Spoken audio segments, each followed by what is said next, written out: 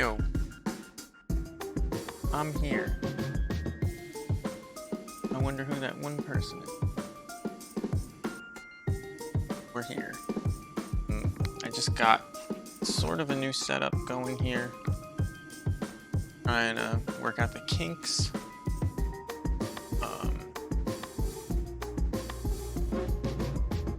Might need to zoom in more.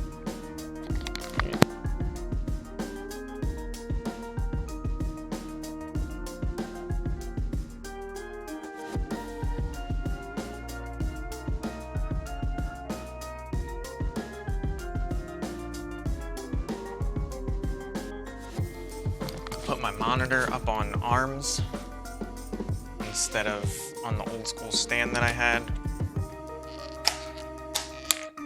That is like a fucking spotlight in this lighting. That might not be good. Might need to get a different light bulb for this thing, although giving me a nice, unhealthy glow. I don't know, maybe it's fine. But you can see much more of the bounce back off of it now that I have. Let's see what times to turn it off. Yeah, it looks bad. So, if I got a warmer light, I think that would be perfect. The monitor is like a little off to the right now. I don't want to shift everything though, just because of that. I don't know if I'll get used to it though. There's a way to shorten it. Fine though.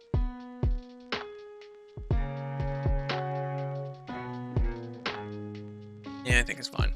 Anyway, I'm gonna play some Goblins Leagues. I'm also gonna eat dinner, so I'm gonna be muted for a lot of the first part of this while there's not many of you here.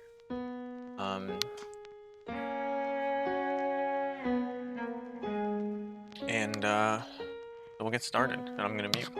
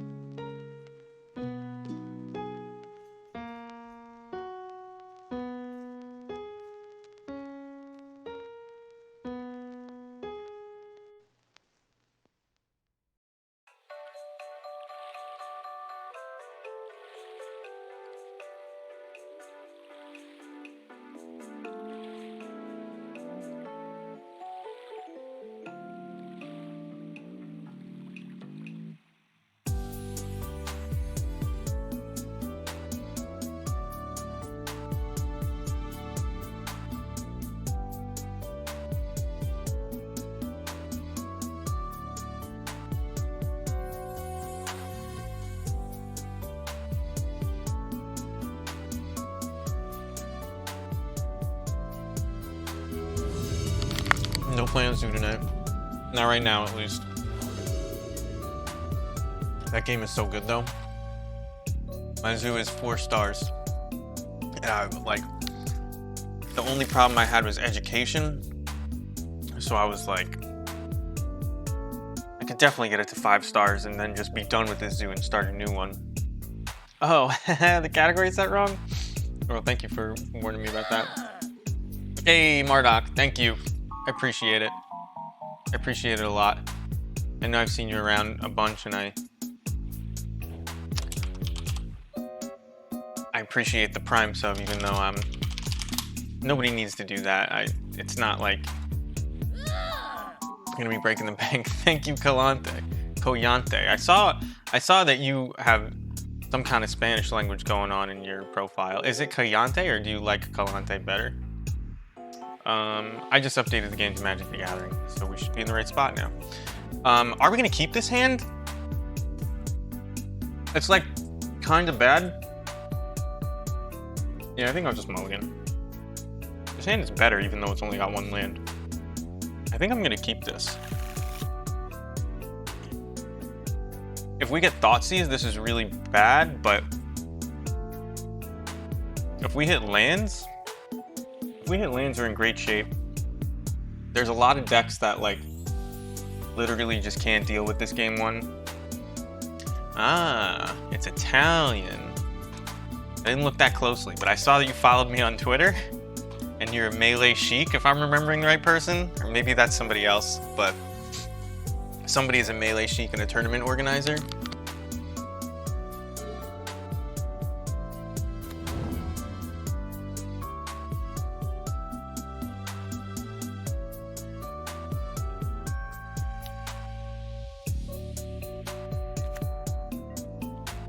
I thought so.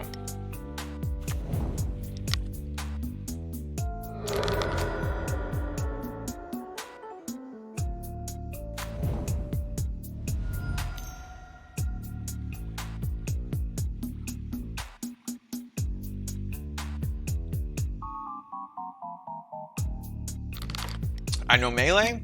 I mean, as much as anybody who's 30 years old and in this world. I played a lot of Melee. In college, people tried to revive it, and that was all right.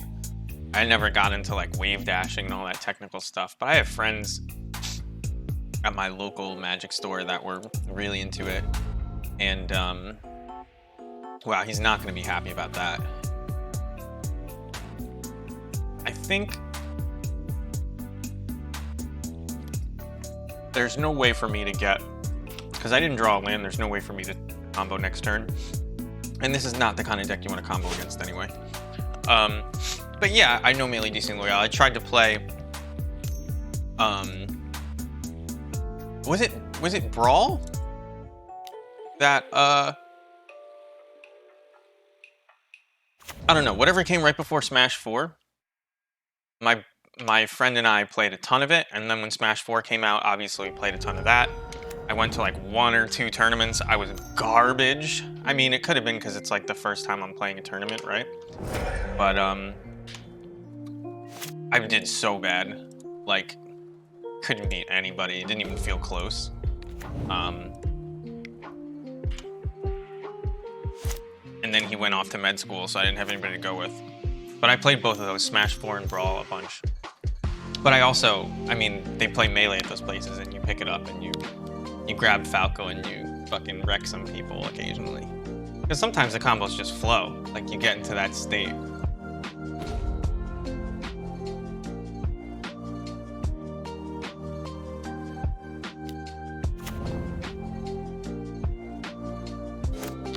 We wanted to draw lands, by the way.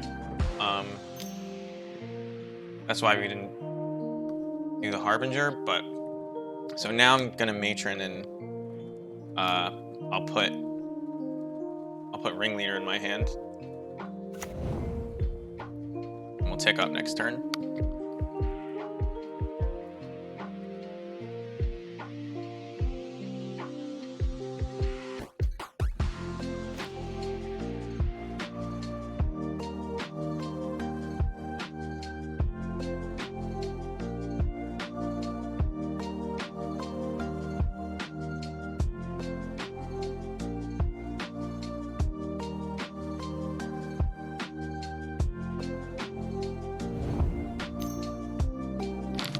I've only drawn 1 or 2 Dreadbores, and it didn't really matter in the cases that I drew it, that it was different than Terminate. Like, theoretically, I could have, you know, tricked them, you did something at instant speed, but it wasn't a huge deal.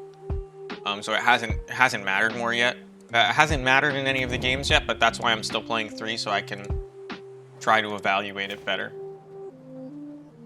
We're gonna play out the Harbinger here.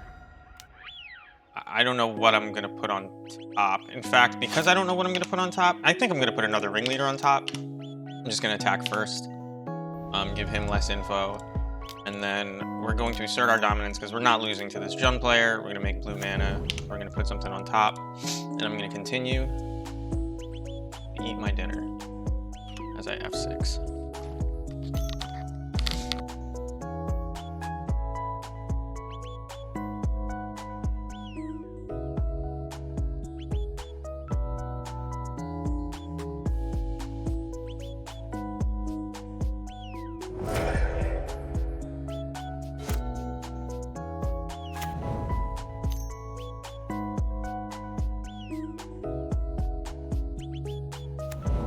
I didn't realize this was Death Shadow, John. I should have. I should have seen the Dismember last turn, but I'm eating, so I wasn't paying attention. I thought this was regular Jund.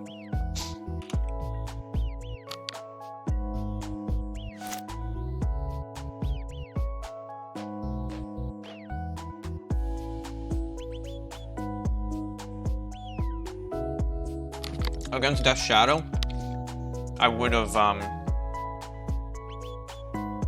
gotten Sling Gang instead of Ringleader. This one I think we hit Noam, even though we can't play Kiki. And that's why. Because we knew we were drawing that. Even though I forgot we were drawing that, we knew.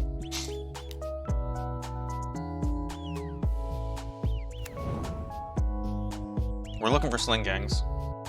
Not another Ringleader, not the worst.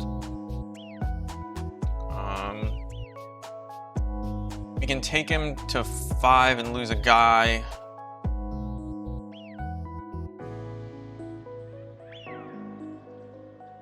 No, there's just no reason. We're just gonna wait. If he hits us, I think we don't block.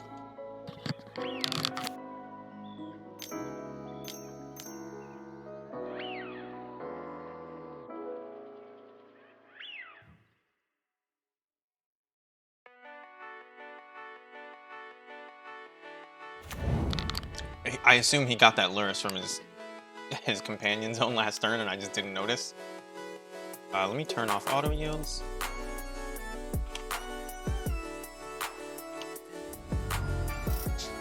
I think he's dead. Unless he has a bolt. He's not dead if he has a bolt.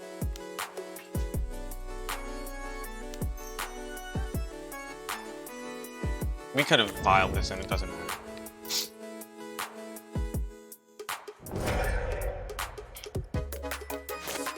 This is 7 damage. It's a yes, and then a no.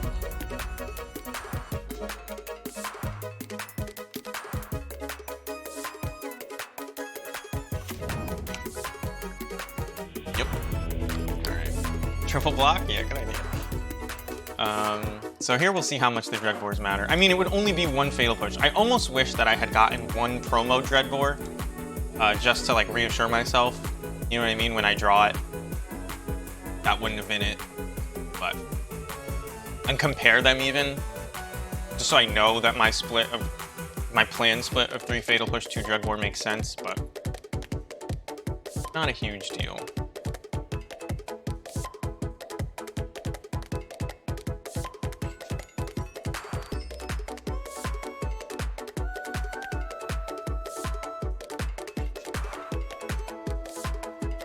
I'm thinking about, because the Ringleaders were fine there, so I'm thinking of just like, he was really scared of the combo. He was killing Harbingers, and he didn't need to be. Although finding, you know, Pyre is probably good enough in this matchup, but I always assume that it's too slow. And I assume the same thing with Matron. I think Crater... So they're probably bringing in Plague Engineer, so I need to put in these Crater Makers. And that makes things like War Marshal and Skirk worse. It makes Munitions Expert slightly worse too. Like that. I don't know if this is right. This is definitely not my usual sideboard plan.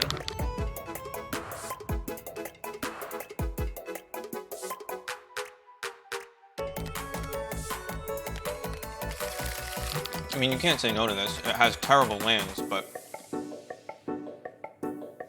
Although, like, what's he gonna do? He's gonna Thoughtseize away the Vial?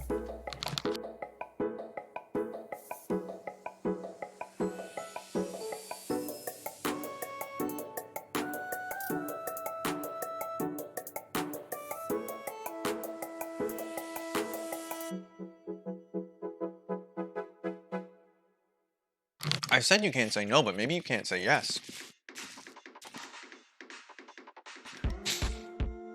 Although, is this hand without the vial still keepable? I think it might be.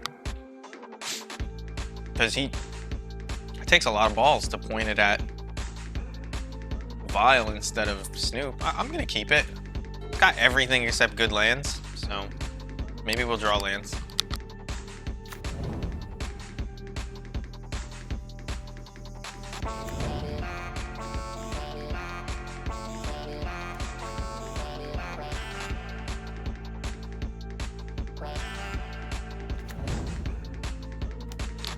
Obviously, no turn 1 Thoughtseize is fantastic for us.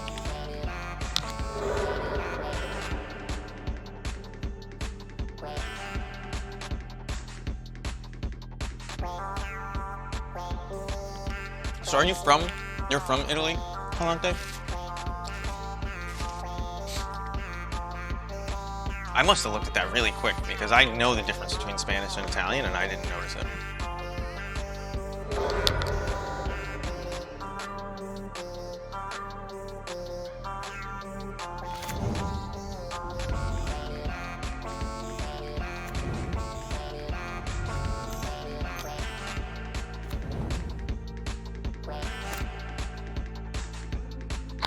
Alright, we got Goif Death Shadow Jund. Yes, I'll use the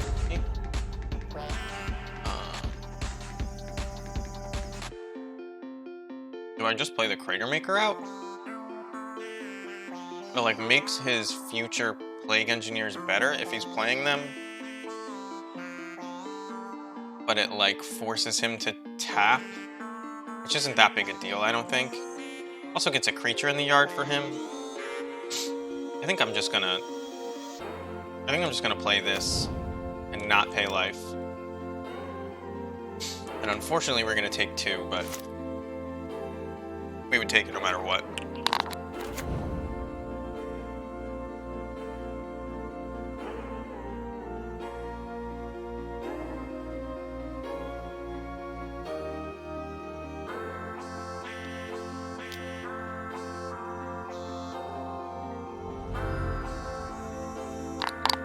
What time is it in Italy? Must be late. It's gotta be like 5 or 6 a.m., right?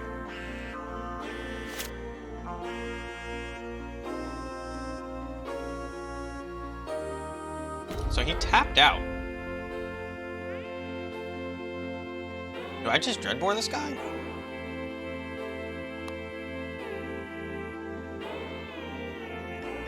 Obviously I'm vialing in Snoop, but like using my lands on... He doesn't know what's in my hand. So I could like Matron for a Sling Gang and like get ready to chump. Or I can just Dreadbore his guy. I think that Death Shadows are probably scarier than Tarmogoyf. Yeah, I know the feeling. Mine is also bad. That's when I was playing at 2 till 2 a.m. the other day. And just because I logged off doesn't mean that I went to sleep. I'm gonna do that. I'm gonna get a Sling Gang because if we draw a land, it's great for us. It's hard for him to deal with, and we can vial in Snoop on his end step, and it's just like another axis to attack him on. I can't yield, unfortunately, because he just tried to fatal push my Matron. Unless he's just trying to pump his guy up to 3-4.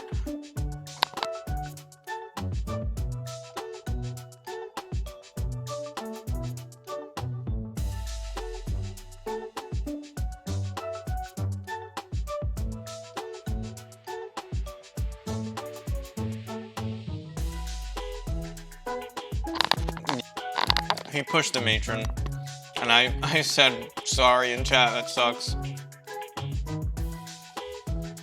I think I'm chumping anyway. This Matron got a Sling Gang in my hand. It saved me 3 life. I got a push out of his hand. He must have a ton of removal if he's doing that, but like...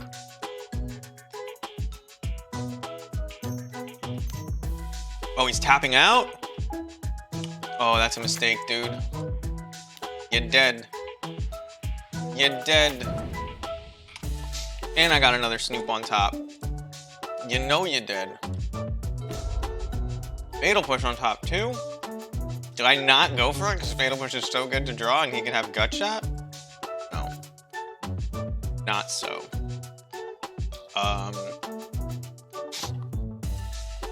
I could like untap and see if he has the one interaction spell, but I'm not pushing it because of Slaughter Pact, even though I saw a Slaughter Pact yesterday and it's made me very fearful. We go for it when people tap out, as a rule.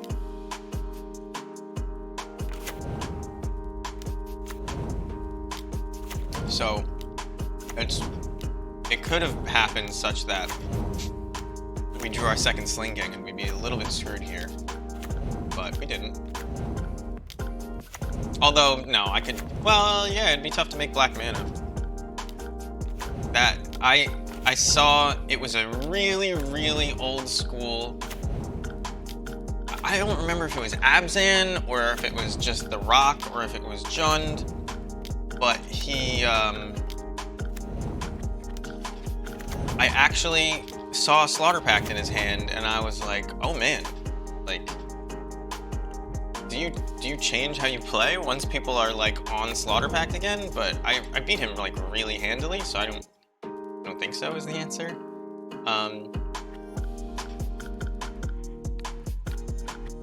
I didn't realize he was just at 13, otherwise I wouldn't have made 20.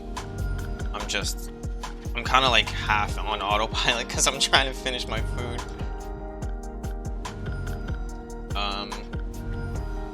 Yeah, it was weird of him to try and push the Matron just for damage anyway.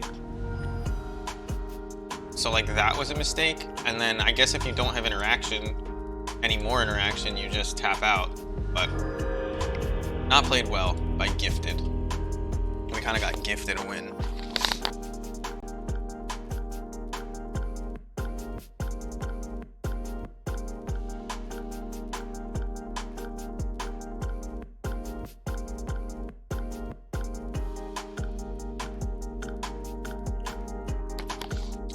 I remember I played X-Mage like 2 months ago before I bought into the deck, just to like feel out the format and see if it was as favorable as people were claiming. And I remember something like a loop, like it detecting that I did something and asking me if I wanted to do it again. And I don't remember how it worked, but like I imagine that the reason they don't want to implement it is because working out the bugs of it and giving out whatever you call it, compensation when it doesn't work to people would be so much money for them. Like I'm sure they're compensating like 10 to 15% of leagues already. And a feature like that, like, if that fucks up, you can't keep this. I mean, it's got, so these are two of our most powerful cards. Really, this isn't as powerful as, this is like a distant third, but Aether Vial and Snoop are like on the same level. But it's got half the combo, but you can't keep this. They kept 7, we can keep this. Let me just throw back a Sling Gang. Even though Sling Gang is so good with everything in this hand, everything in this hand is already good with each other anyway, so.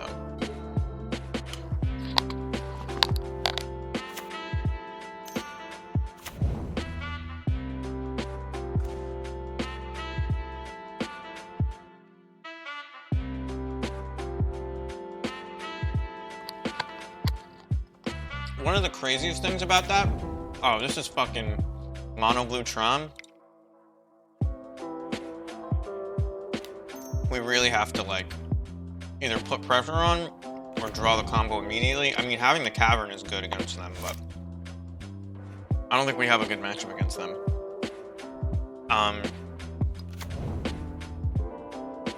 Yeah, I don't know. So, oh, I was saying, it is not Mono Bluetron. It looks like blue-red Urza Sword, which is a wild one. Maybe it's like 5-color Urza Sword, that's why he's playing the stars. But this is gonna be, I imagine, a Sword of the Meek. Yeah. So that's alright. We're gonna, I mean, he can get, it doesn't matter if we kill this. So, this says when it dies. Yeah, so, I mean, he can get this on the field. It doesn't matter. But it does stop us from attacking. I think I'm just supposed to play out the combo, like the first half of it. And if he can't interact, I'm drawing cards. And I don't think there's a reason to, like, do War Marshal into that, because eventually I can, like, War Marshal plus Munitions Expert in a turn. So, had I played War Marshal, I think we have the combo next turn. Unfortunately for us. But we might still have it anyway. I have to do the math. So, next turn we'll have 3 lands. We'll tap 1, 2, and sack. Yeah, we won't have black mana. There's just no way around that, because we can't get the Matron into play without sacking the Prospector, and then we can't make more mana with the Prospector. So we need to wait another turn.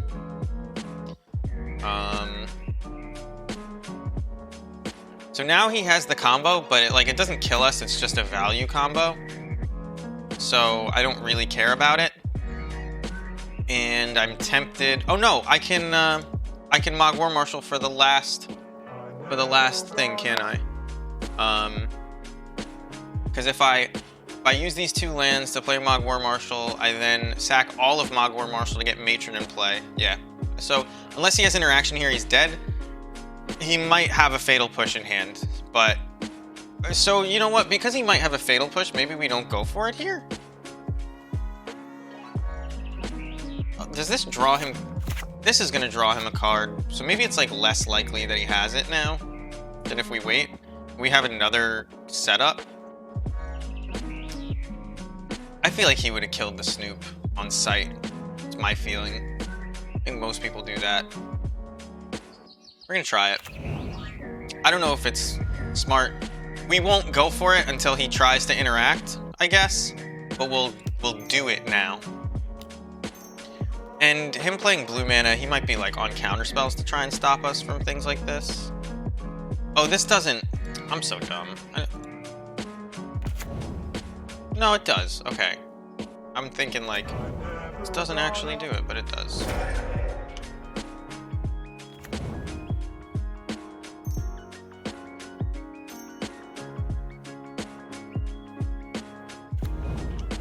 He's not F6'd, by the way.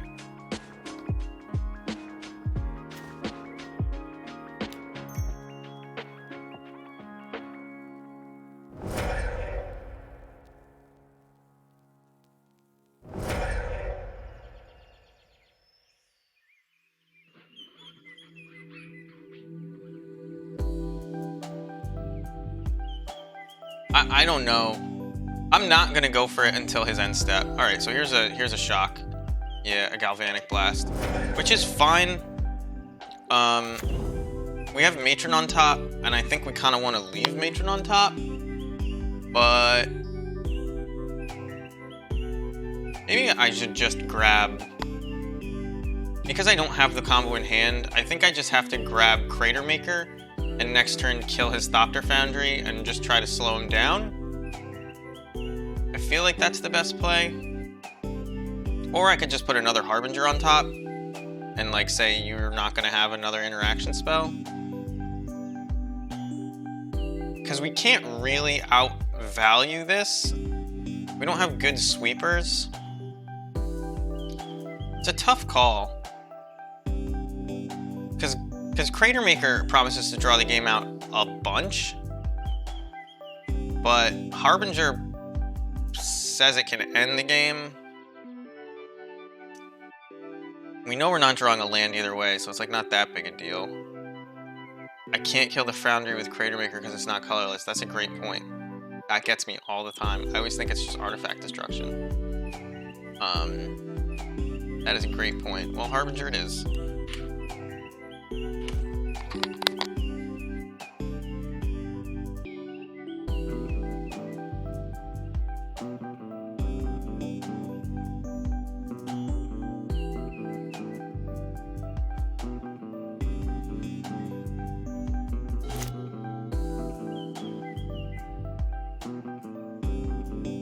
That gets me so often.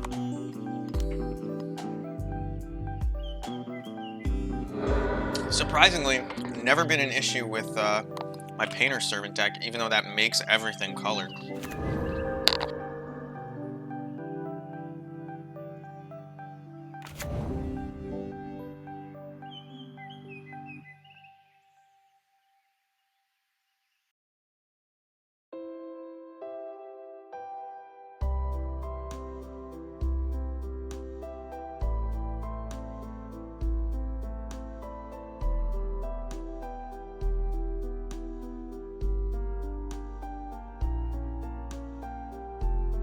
I'm trying to think if had I been more patient a couple turns ago, how differently this game would look. The answer is not that different, I don't think. Like, I would have a Skirk Prospector in play that could theoretically be making me mana. I could Munitions Expert this Engineer, who's gonna get back a Chromatic Star, which will draw him a card. But like, seems to be having trouble here. Yeah. Maybe Engineer plus Chromatic Star was too much value to leave in play. Don't worry, I destroy enough lands. Maybe I should. Nah. I don't think I prevent him from drawing enough cards by the time this will be relevant that I don't just go for it again. Because I really need to draw lands, or I really need to draw lands and Ringleader to get out of this, and I'm just so far away from that right now that playing a Snoop and trying to cycle things off the top anyway is probably the best course of action. Because his life total doesn't matter.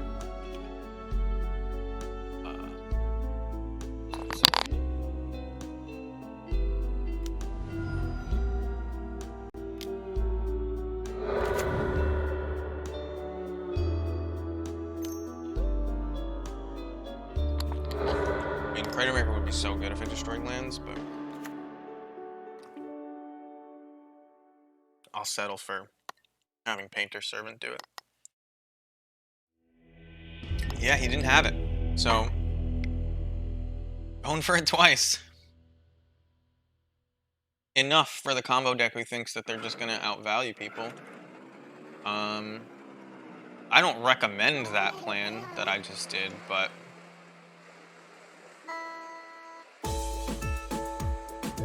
I mean, these are all great against him. I think Blood Moon is great against him too. Crater Maker is surprisingly bad. Fatal Push does nothing. Whose tech was, yeah, Needle is good because you named Sacred Foundry, and now they can't do their combo. So like, not that their combo is totally scary to us, but like, why let them do their thing if we don't have to? Maybe that's not smart. Maybe I'm not supposed to do that. Their Foundry, I don't know, it's not Sacred Foundry, whatever the hell it is. Thopter Foundry. Yeah. No, Thopter Foundry might be the one that gives you an extra turn. I don't even know what it's called. What's the one that gives you an extra turn when you sack 5 Thopters? Anyway, Munitions Expert doesn't do a ton here. I don't know how much Krenko does. Like, Krenko, I don't think we're really... I guess we do go over the top of them, like... Although they have Urza, they can go actual infinite. So you can name Urza, too. I don't think getting on the board early matters. I guess you do want to be able to kill Urza.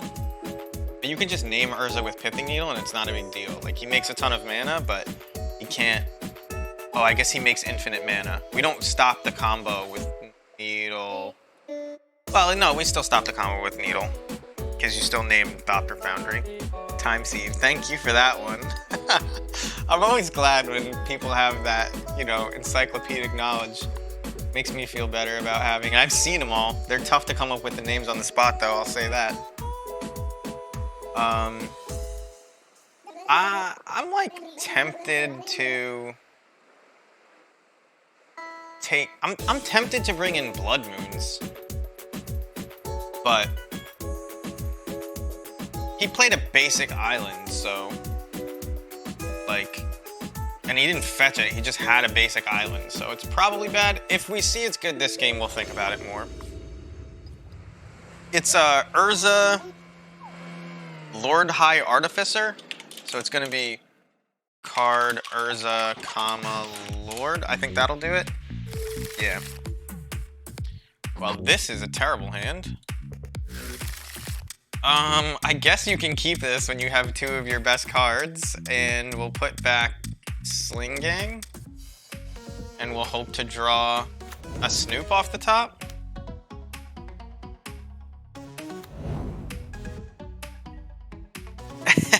So what Urza does is he comes into play with a 0/0 construct that is as big as the number of artifacts they have. That's like just extra. Like, it's not even relevant here. What he really does is he makes your artifacts tap for blue mana, and he also says 5 mana, like spin the wheel. You, what is it? Mind's Desire. You shuffle a library, exile the top card, and you can cast it. Here we just play this and name Goblin.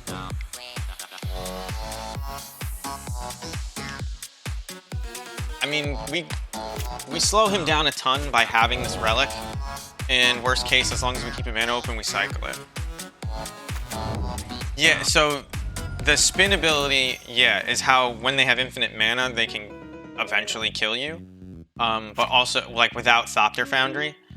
But I guess they need Thopter Foundry for the infinite mana. They need the combo already, but it's just like another way for them to get past things and find their answers. So maybe we'll be able to like manage his graveyard. Probably not, because he's got this Mishra's Bauble, but not the worst card to draw. We're just gonna search up Snoop, I think. We do want to be able to cast Dreadbore. I don't think we brought in Dreadbore. Just gonna get the Swamp though. I've been trying to. We're gonna play Possum. Try and convince our opponent we're not a threat. Make white mana. I've been trying to respect Agadeem the Undercrypt more by like preparing to cast it as best I can. So yeah, Urza is stupidly broken, and it's like when he first came out, Urza decks were everywhere because Astrolabe was also stupidly broken. There's been a lot of bannings to get us to the point where like it's not a huge deal that Urza's in the format, because like the things you have to do to your deck are pretty serious. There he is. The things you have to do to your deck are pretty serious, and he doesn't like actually just win you the game on the spot. Like, this is a 4/4 that he comes with, but so like this body is just extra. It's pretty nuts. It's a lot of mana, but right now his only black mana or red mana, which is how he would kill our combo, is through a Chromatic Star. I think we kind of just have to play out Snoop and hope for the best. Although, I mean, we have a Trash Master, so we can theoretically do things that, you know, get there without it. And maybe I'm supposed to do that. Maybe I'm supposed to block this construct by playing Sling Gang. So he knows I have Conspicuous Snoop. There's no problem with revealing it. You'd play Trash Master this turn and sack my Matron? I don't think so. I mean, if I had more goblins in play, maybe. Like, if I'm not killing Urza, he's gonna have 1, 2, 3, 4 extra mana. So, like, taking away his 5/5, I don't think that's that big a deal. Especially when I can chump it. Now, it makes my chump into something else. But, like, if he's only got 3 cards in hand, how many of them are interaction?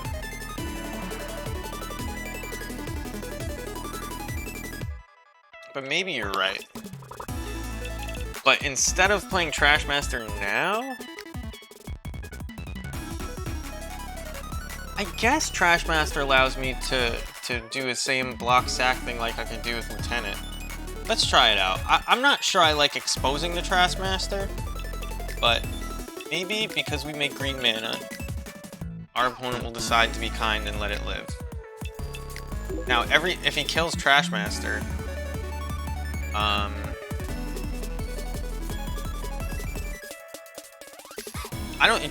killing the Thopter Foundry instead of the Construct. I mean, because I can block the Construct this turn, I think I'm going for the... What is this? He's gonna counter it? It can't be countered, dude. Alright. So he's gonna... he didn't need to do this way, but he's about to bolt this. Oh, so he's bolting my Matron. Interesting. I should have done this before Galvanic Blast got into the graveyard. That was a bit of a punt. It shouldn't matter, but it was a bit of a punt. Him bolting the Matron instead of the Trashmaster is a little crazy. Like, you have Urza and 1,000 artifacts. Like, take the hit on the Construct or the Thopter Foundry. Like, oh, that's good. But he can't name Snoop with it when I have the Trashmaster in play. So there's that. Also, whoever said I could double spell next turn, I'm not doing that. You can't. You can't do that. I guess you just put Kiki Jiki on top and hope to untap, but I don't like that.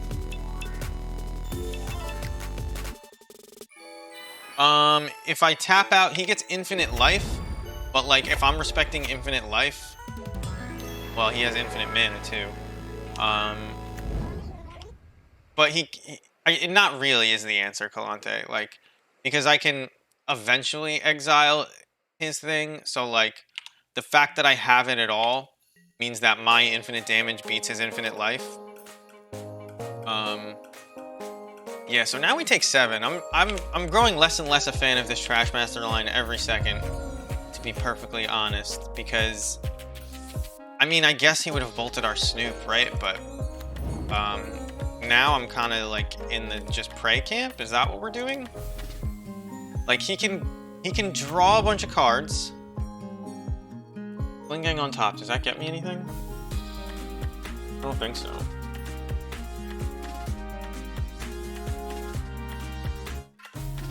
I think I have to Harbinger now that the Sling Gang's on top, even though I was gonna anyway. But don't kill our Boggart Harbinger.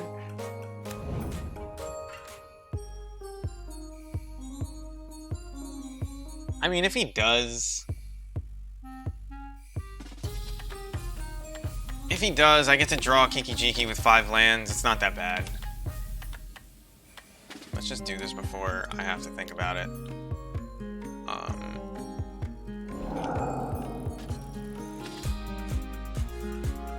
If we untap with this, we're gonna win, obviously. But I know we force him to do it. Oh, I guess he can. Oh, I didn't realize that he had all the mana because of the artifacts. That was dumb. So now we draw our Kiki, but drawing Kiki is, like, again, not that big a deal. It's not that bad for us. What's bad for us is Pithing Needle. And I took out Crater Maker like a dummy because it didn't stop the combo, but I mean, it obviously stops all of his other artifacts that he's gonna play. So I should have left that in. Not the smartest. I forgot that he had Urza, I think, as I was boarding, and I was just like, it's a colored artifact, who cares? It doesn't really stop the combo. Alright, so that's game. I'm not gonna make him do it. This gets infinitely large. Well, I mean, I guess it's not game, but if he wanted to spend enough time, he would make it game. And I boarded badly. So we don't deserve that win. Crashmaster is decent. Harbinger is probably... I don't need all these Harbingers. I don't like having all of this, though. This makes our ringleader so much worse.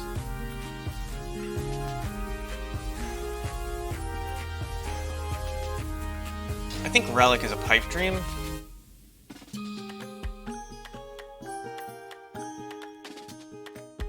But Pithing Needle is still fine. I don't know. We have a fine matchup against this deck. I don't think I played that game well. I don't think putting Crashmaster into play was actually the right call, even though he would have had to bolt Snoop. I think it was just too vulnerable, and it's like a game-winning card, so you want to slam it when it's like, oh yeah, I'm just going to destroy your whole board. So I was going to play Sling Gang first, and then try to block Sack, just buy time, because nothing he's doing on the board matters except for his artifacts, and then eventually land like a back-breaking Trashmaster, because I only have the one, but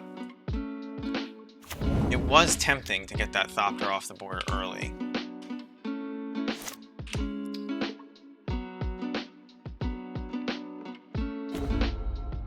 Okay, you gotta play that. I guess I'll get Blood Crypt untapped. I don't know. I'm just trying to... I don't think my life total is the most relevant in this matchup, and again, I'm trying to respect Agadeem.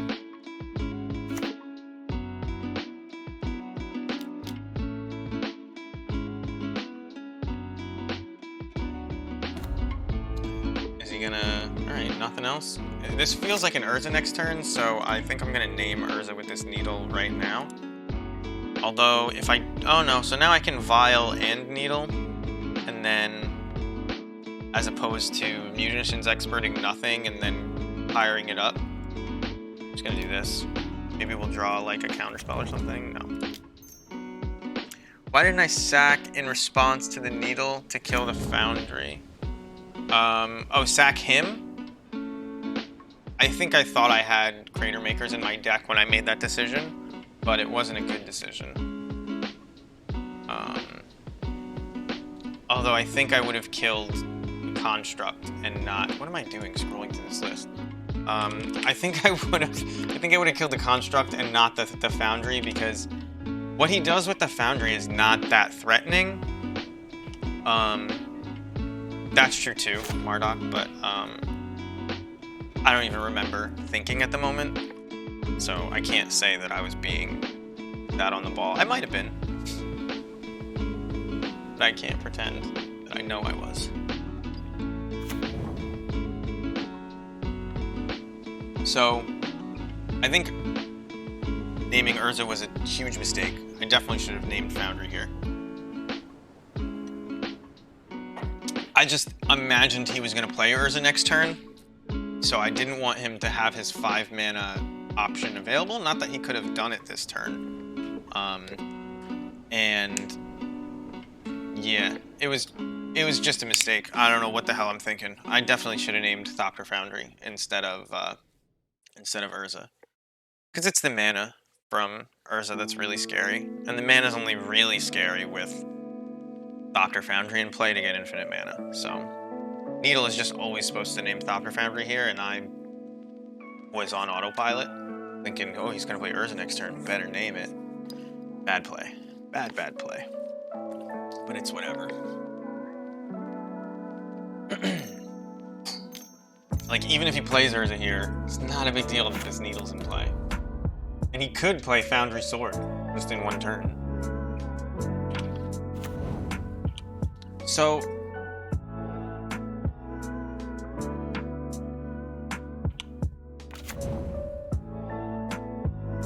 I think I have to,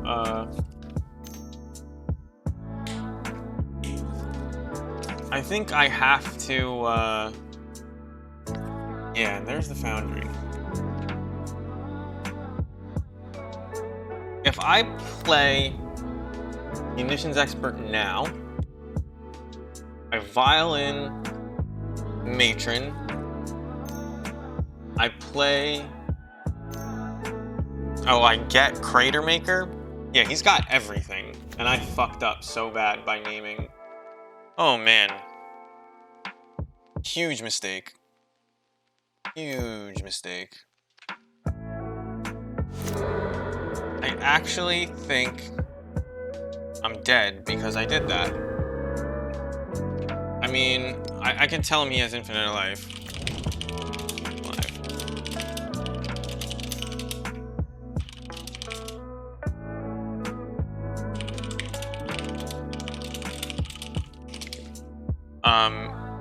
Yeah. I mean, he has infinite mana, so he can't kill me this turn. But, like, he can't kill me this turn because of... You have E... He says I have E in hand. I don't know what that means, though. What that does for you.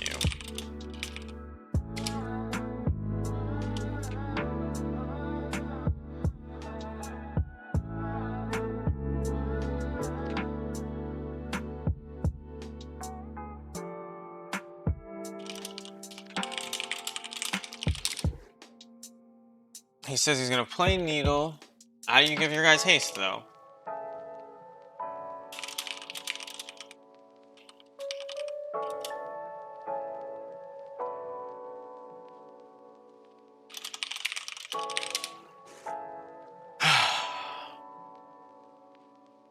I think I have draws that can get me out of this.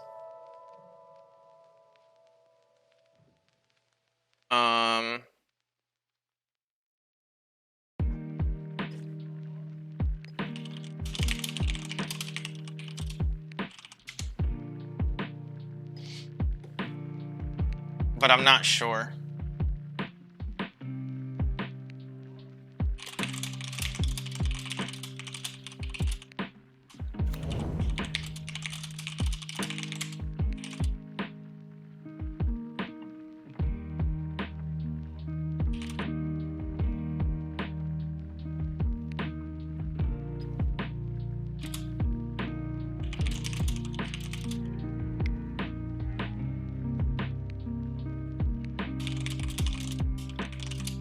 I don't know, I'm just like arguing with this guy in the chat, like if you wanna cripple me, like, dude, I just wanna untap and see what I draw. And I don't wanna concede, because I'm not, like, I know you have infinite life, and you can't give your guy haste, but I have an infinite damage combo. Although, I don't even know if I can do it.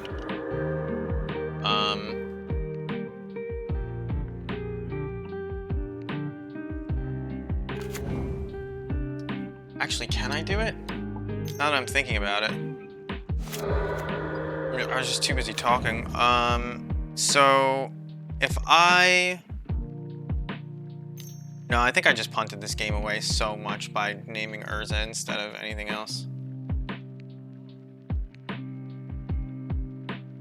So I vial in Munitions Expert.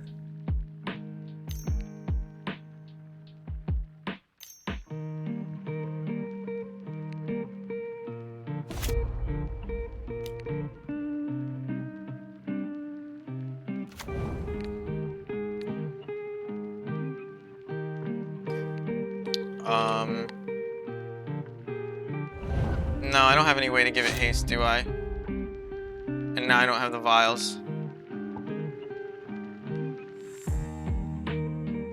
Yeah, I'm not gonna have anything. Alright.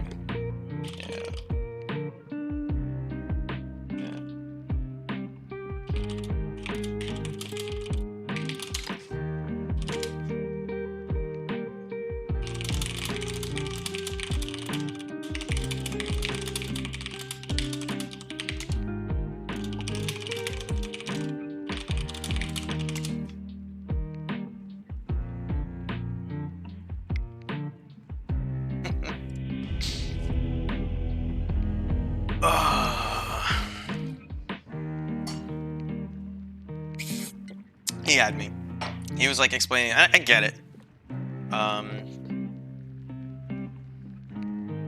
Cause I with the vials gone, I can't do it.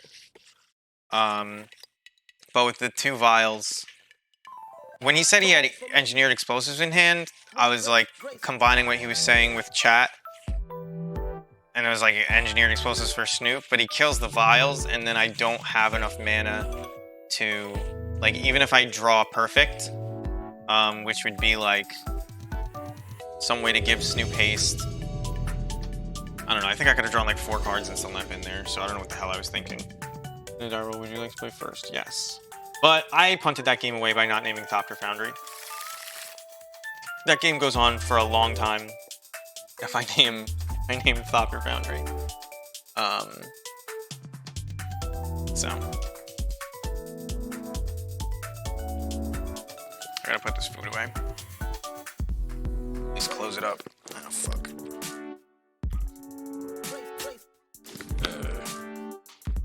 I actually have another mail day opening. I think I can't play Agadim as my first land because I want to play Snoop. So we're gonna get a Blood Crypt tapped. Blood Crypt tapped, and then hopefully draw a Boggart Harbinger because I'm feeling Tron. Although he kept 7, so it's probably not Tron. Is this an emoji? Not an emoji. Emoticon, I guess. LBBL. It feels like it's supposed to be a face of some kind. It looks like a picture to me, but I don't know what it would be a picture of.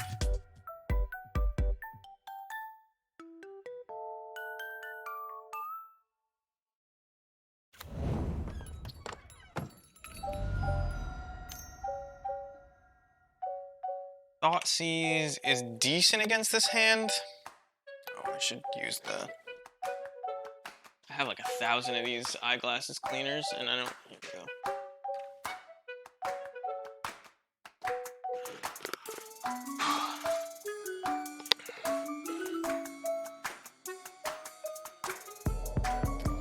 Man, that's one of those things when they tell you you lose percentage points because you're because you're streaming. It's like I discussed that whole sideboard plan. Like Needle, you name Thopter Foundry. Like you can name Urza, but really you can't get infinite mana unless he has the Thopter Foundry in play. So you just name that, and then bam, I walk right into it, even though I know it. I'm just like, I have the soul read that he's got Urza next turn, so I'm saying the word Urza out loud over and over again. And then, what the hell did he take? He took my land. That is the play of a risky risk taker. He's just hoping I don't draw land? That's how he wants to deal with this? Or does he think that these 4 mana cards just beat him, so he wants to keep me off 4 mana? It's interesting. I mean, I assume that he has something that kills this, but Snoop is the kind of thing that sticks, and you draw a lot of cards off of it, even if you don't combo, so it's like hard not to play. Very difficult not to play it. Let's see if we can, like, speed run through these leagues. Let's also see if I can get this thing off my wall. I killed a fly on my wall yesterday, and I could see the wings making me uncomfortable. It was a tiny, like, gnat, not really a fly.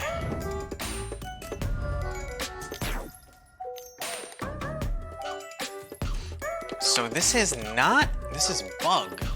Huh. Okay, I think we have a fine matchup against bug. I think getting Aether Vial in play is probably a good idea over the Matron. So we're gonna do that. We're gonna search for a Blood Crypt at end step. Because if he's bug, he's playing some kind of counter. I mean, he's obviously already playing Drown in the Lock, so he's got counter spells.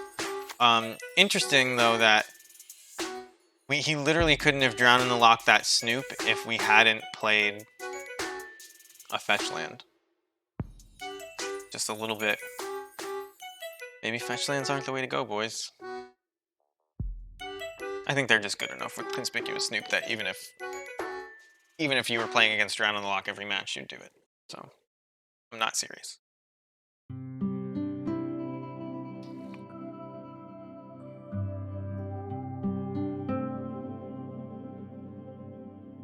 So I don't have a way to show you easily. And I guess you don't know what the old monitor setup was. But I mean, I've had 2 monitors this whole time, but I got like a dual monitor arm. Okay, so this is like bug aggro-ish. He killed... He didn't kill anything. He made me discard the main. No, we don't want to pay 2 life. Land? Can we draw land? Do I play Krenko? I guess I do. Is it still a 2-1 because it's only level 1? Yeah. Well, that's fortunate. Sorry, buddy. Need a little bit more protection than that. So I wasn't doing it because I'm trying to be a streaming professional. I was doing it because it's something I talked about doing for like probably over a year. And I saw a sale. So I've been talking about getting a new monitor just because my old monitor is a weird aspect ratio, my second monitor. It's a 16:10 instead of 16:9. So, if I draw a land here, that would be so good. And I think you just have the highest upside when you put Krenko in play. I mean, we're not going to be able to block forever, but if we get to untap and put Sling Gang into play, it's great. I doubt it'll happen, but we're in pretty rough shape here if he starts hitting us for 6 and we don't have a lot of goblins going back the other way. Is this Assassin's Trophy to give us the 5th land? It looks like it. He's gonna wait. He's like gonna hope I try to double block. You've already telegraphed it. I'm not blocking no matter what. If I'm blocking with just the expert, but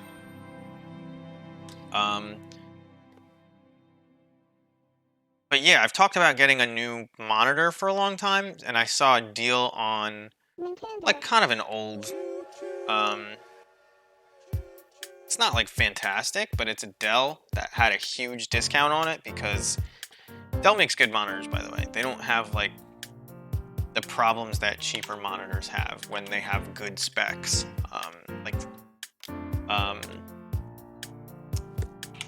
But yeah, I'm not gonna double block. Not gonna block at all. So like it's a 27-inch 1080p, which is like, oh, those pixels are gonna be huge. That's what all the reviewers are saying, because like they're in 2020 where their eyes improved, and now 4K is the only thing that's acceptable. Like 1080p is just fine, trust me. So he's gonna take my Sling Gang, which means he doesn't have a kill spell for this Krenko, right? Okay, so we have a lot of great draws here. I just hope to hit one of them. That's not one of them. There's no reason to play it either. It's not playing Croxa. So, I mean, we're just gonna pass. He knows we didn't draw a Matron. He doesn't know anything else other than that. Because if we drew a Matron, we would play it. We'd vial it in and get something. And anything less than that, we'd play it. I guess he could put us on a pretty slim range if he knows our deck. But this, plus this, threatens to kill us pretty quickly. But, I mean, we have a ton of top decks that actually just kill him next turn. Like a Sling Gang, a Matron, a Chieftain. Sling Gang, Matron, Chieftain. I guess Snoop doesn't kill him, but I don't know. He's pretty close to dead, I'll say that. When I have like 8 live draws.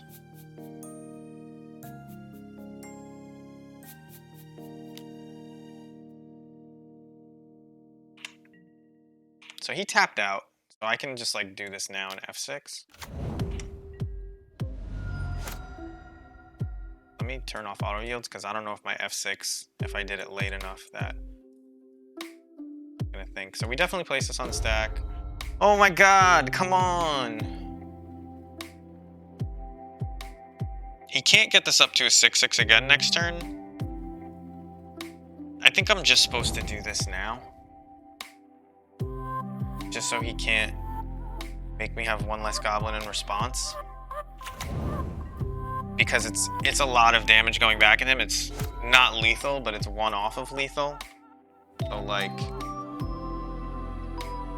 I guess if he like drains us somehow, I don't know. I don't think he's draining us. But he can't swing and not kill us. Because if I block here and here, I have 4, 5, 6, 7, 8. So he has to have something, but you'll see him sack this if he has nothing. Okay, so now he's at 7. He gets a Luris, costing him a life. A little crazy, but all right. It looks like he's putting himself into the situation where a munitions expert kills him. Correct me if I'm wrong, but this is 4, 5, 6, 7, and a 3/3. So if I kill Luris and you don't gain any life, you block a 3/3 in this, and you take 1, 2, 3, 4, 5. Ah, he goes to 1 if I do that. All right. Well, I mean, he's dead to Matron. So Matron, please. There you go. And I don't even think he can stop this. So, in truly dominant fashion, we'll make blue mana.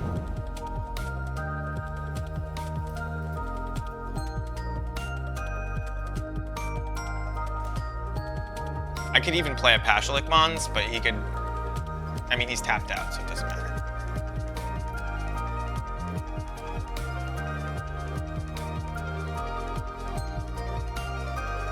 Is he about to type something salty in the chat? Yeah, so he thought better of it. Didn't type anything salty. So he looks like he's really into those 1-drops and Luris. Interestingly, that guy he's got protection from instants before he has protection from everything, so Dreadbore gets him. They're also slow enough that Krenko can do stuff, so I think I'm leaving it in. I think I'm taking out Chieftain. I'm probably taking out Harbinger. Probably taking out Prospectors because you don't want to like sack up and then sack up. You don't want to sack all your guys and then have them counter or kill your thing that you invested everything into. I think probably taking out another Harbinger, and I think a Mog War Marshal. Like, it does block, but would I rather have Mog War Marshal or Krenko, right? Like, that's what it comes down to. He probably plays Goyf. I know he plays Luris, but I'm not going to bring in Relics. I think these are fine. If we just draw cards, like, his kills are slow enough that if we have enough interaction, we're probably not going to die.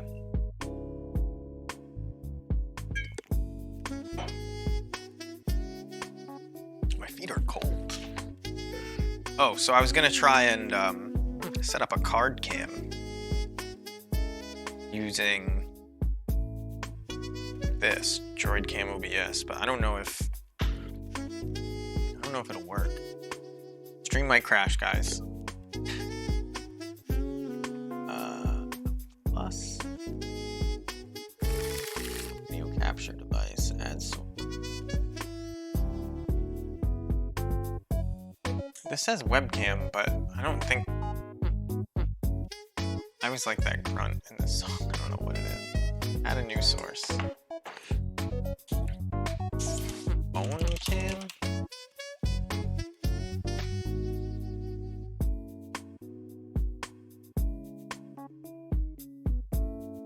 Doesn't... There's not like...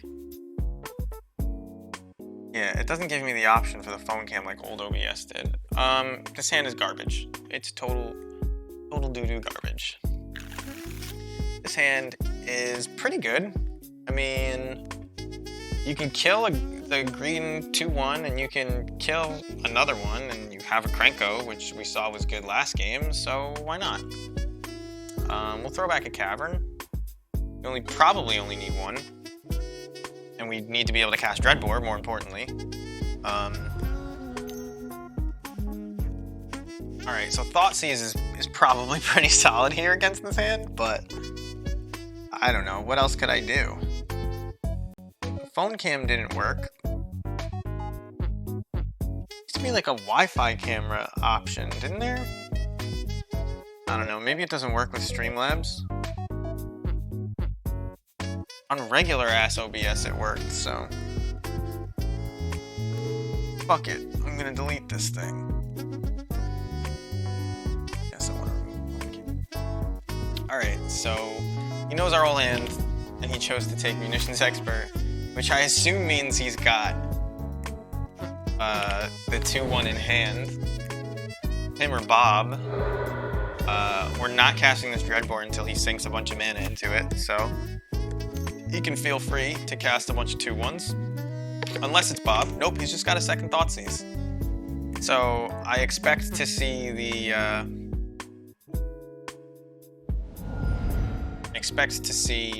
the little snake come out. There it is. People are convinced that this card is good. It doesn't take much to shift to a removal package that beats it even after you've sunk 7 mana into it. Next turn, if he doesn't sink 3 mana into it, this kills him. So like, I don't know, man. I'm not feeling this as like a valid threat in the format, but we're gonna play Possum. we're gonna try and convince we're not a threat. Big white mana. Maybe he doesn't realize that this will kill him. So he's gonna have to sink 3 mana into it if he wants it to survive. Which, fine by me. Like, I still have draws that kill it. It doesn't kill me that fast. I mean, I'm playing 2 more Dreadbores. I'm not gonna block. That's a draw that kills it. In fact, it kills it right now, too. And I'm gonna do it, I think. I think you attack, you Munitions Expert it, and then you pop it. And like, why try to get fancy, right? Although I could have him waste more mana on it. Like, I can do that at instant speed. But if he has removal spells, like, then I'm screwed. I think I'm just gonna do it now. I think it's just much safer.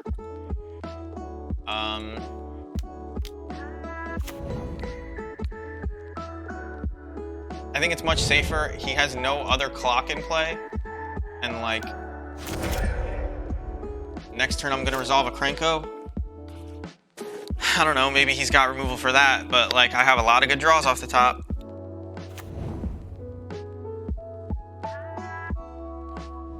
The blue is for Snapcaster, right? Yeah, he played it last game. I think I saw Spike play this list. So he's got another one. Not a big deal. Not the biggest deal, at least. And he seems to be all in on leveling these guys up. I guess because I don't have any pressure, right? So what's he gonna do? Unfortunately, I cannot get this Aether Vial into play in good conscience. I have to do this. There's no other option than to attempt to make a game-winning number of goblins over the next couple turns, because Aether Vial's not doing it. Okay, he draws 2 cards and loses 2 life. He's hit 8.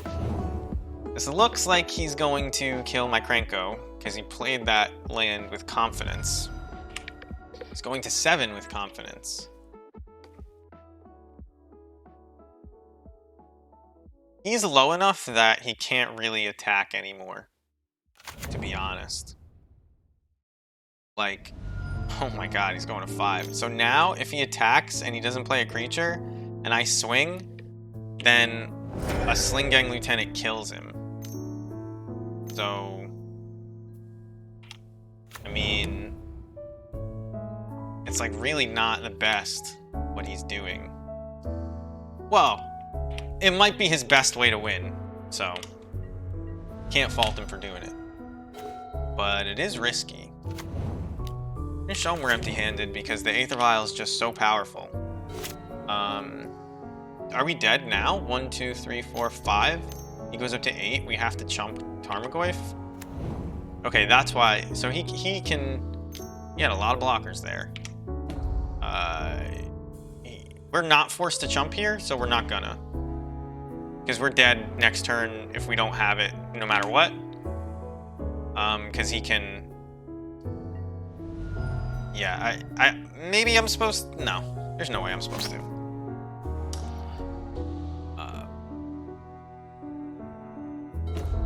All right, not the draw we needed.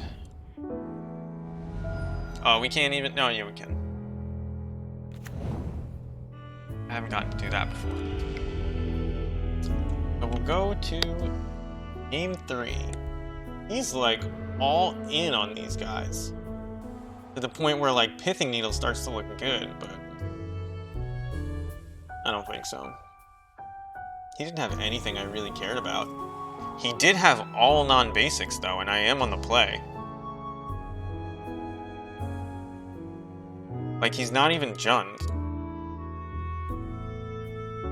I mean, he can still level up his guy if I don't get it into play really early, right? And it affects my ability to play Dreadbores and Fatal Pushes. Yeah, I don't think Boon is the plan here. I think we win the regular games often enough that I don't mind it. And I think our sideboard plan is fine. What can I remove this War Marshal for? Another Harbinger? I think the War Marshal is fine because it blocks. Do I want... I don't think I even take anything out. Maybe I take out Vial for one more War Marshal. So that I have like more top decks that buy me time. I don't know. I'm gonna go with that. I'm gonna go with that. It's like sort of a gambit. And we saw that his graveyard didn't actually matter in that game, so like not boarding in relics are... It's pretty good. We were dead without the Goyfs. We were more dead without the Goyfs. He gave us more time by playing them, I think, because he could have leveled up and gotten protection from everything pretty soon. So like, I guess because he had specifically another Hex Drinker in hand, if we could have fooled him into pushing more mana into his Hex Drinker, like that would have been better. So maybe I should have waited instead of being afraid of the removal spell, which he didn't end up having, by the way. He could just be light on removal in general, and he's leaning on discard, and he only has Fatal Pushes. And that he can only have 4 of those, but he probably has exactly 4 of those. I don't imagine you... Oh, he played Drown in the Lock the first game, didn't he? I don't know. I think he played Drown in the Lock. First game, that was him. So, he's got more. Maybe we have a way to, like, you know, angle him out of Drown in the Lock. I hope that my deck is actually submitted and that it's not just like a visual bug and I'm gonna come in with some 75 card nonsense, but he went to the bathroom. Yes, I would like to.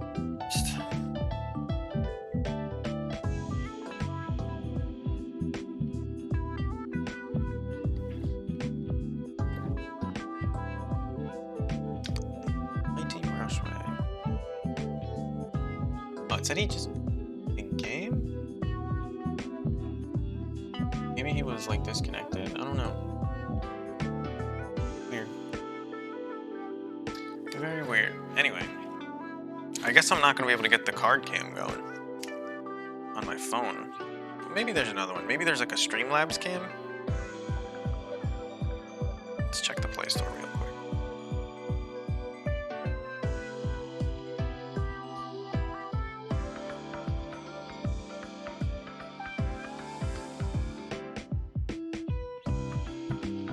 They have like an app that controls your Streamlabs.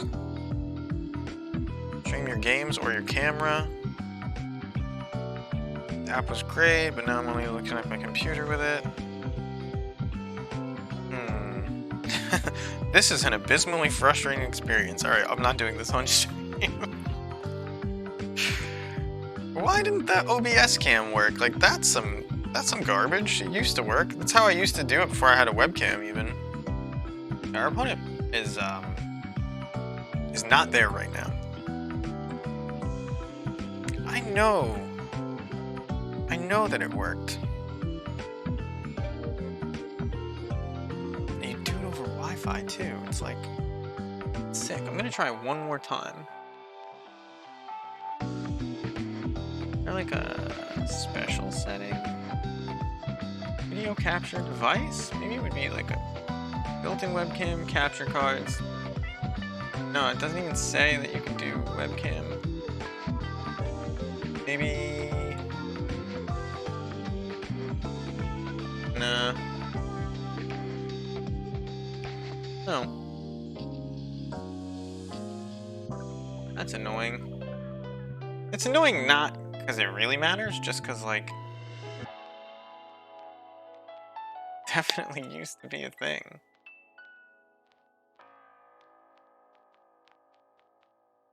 And there's no way for me to configure video. How it popped in over here for you guys to see, but which is weird. But yeah, it's not there. Shit out of here.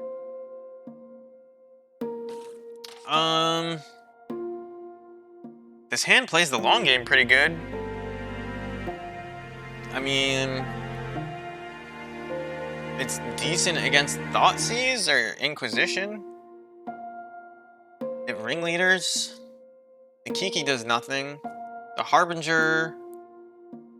If we draw lands, the Harbinger is decent. You don't want to play the Harbinger until... I think this hand is not mulliganable because of Thoughtseize. I think the upside of drawing what you need with this hand is too high, and the downside of mulling against the deck with multiple Thoughtseizes every game is too much. So I'm keeping it. It can easily screw you, but I don't think you're supposed to mull this against the Thoughtseize deck. Given you have a Kiki-Jiki in hand, which is almost as good as a mulligan, you have a Vial, so eventually it won't be a mulligan, right? So, like, you can't get boxed out of playing it by not drawing lands. Like, the Vial prevents that. Now, he could Assassin's Trophy. This is a risky play, but okay. Next turn he can level it up twice, and I'm hoping he does that. Maybe I'm just supposed to hold open munitions expert though.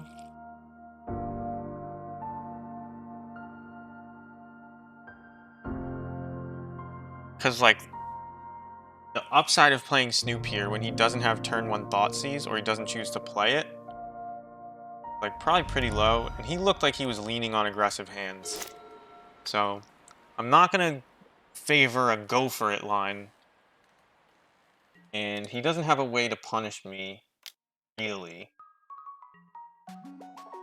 I mean, he could have Veil of Summer.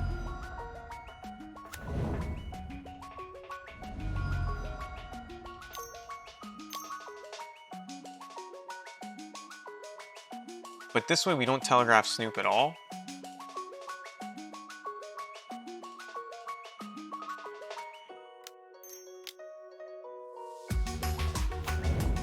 could have killed this Tarmogoyf, though.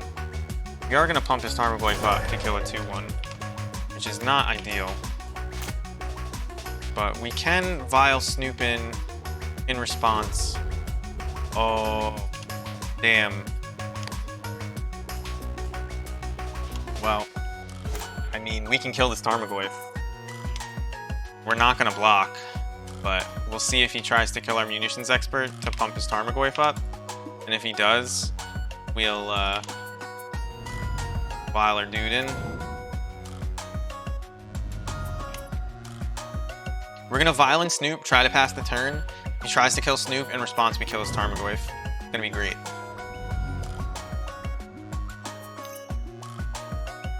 Death Shadow is fine.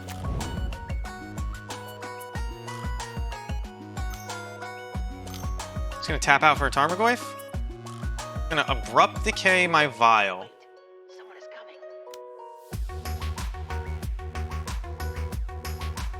coming. I mean, does this kill him? It does, right? Yeah, so he's dead. We're going to assert our dominance, though. And do we kill Tarmogoyf because we can, or do we kill Death Shadow because maybe we won't be able to survive? I think we kill Tarmogoyf. Like, this actually doesn't matter, but he's dead.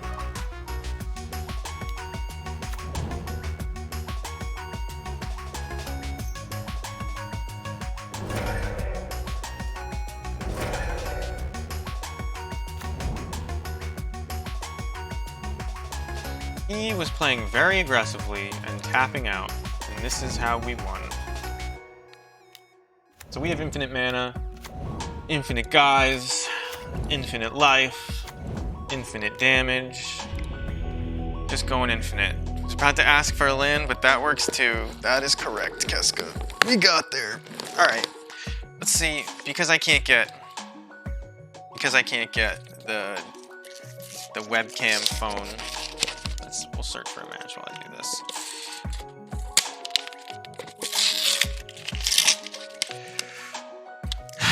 I don't know what's left in my order. I don't have anything fancy. It doesn't look like a lot. Oh, all right, guys. Mail day happens to be in this lovely... They really go all out for TCG Direct these days. This is completely unnecessary for this card. I mean, I guess it costs $3, which is a little bit ridiculous, but they taped it to this thing. I guess this prevents us from getting fucked. It ends up saving them money in the long run. It is actually the nicest Boggart Harbinger we got out of all of them, but I think it's our last one. That in the deck box later. I think you have to keep this hand. It's like really, really ugly, but I guess he's on the play. This beats Tron though.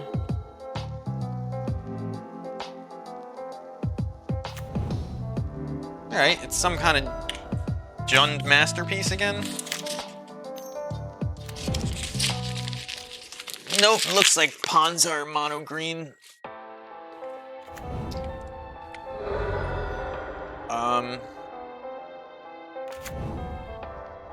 I don't know what it is. It's probably Ponzin. We're just fucked because we didn't keep a hand with more than one land in it.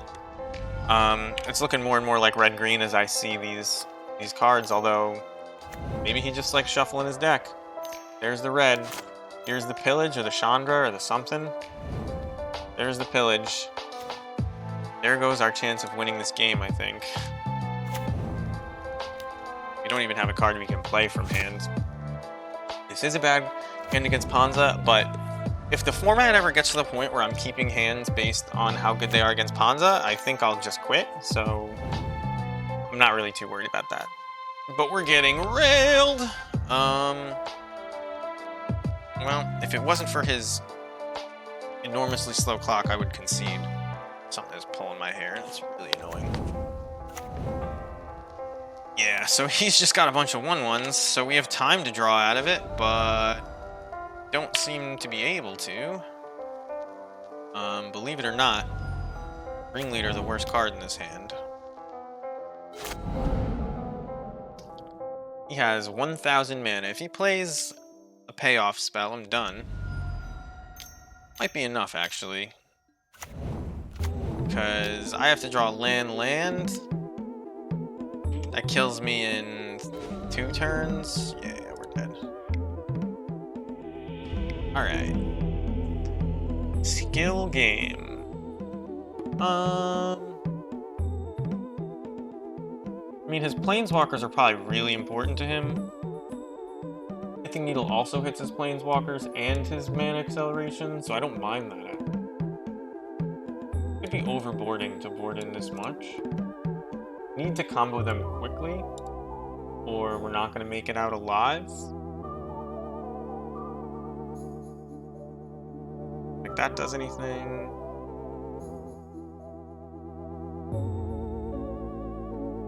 I mean, we need all our vials. Chieftain. I don't like Chieftain, but I'm thinking maybe we take out Chieftain and a Ringleader, and maybe not even a Ringleader. We don't need all these Dreadbores with the 2 Pithing Needles. Maybe actually we leave Chieftain in instead of Ringleader. But this doesn't feel like a card advantage matchup. But having a Skirk Prospector in your hand and 3 lands, I think is good enough to keep. Crater Maker can kill one of his dudes. Matron can start to search for a combo to end it. We kind of, with Panza, in my experience, you are trying to weather the storm of their initial flurry of land destruction, etc. And once you do that, I think we have to do this.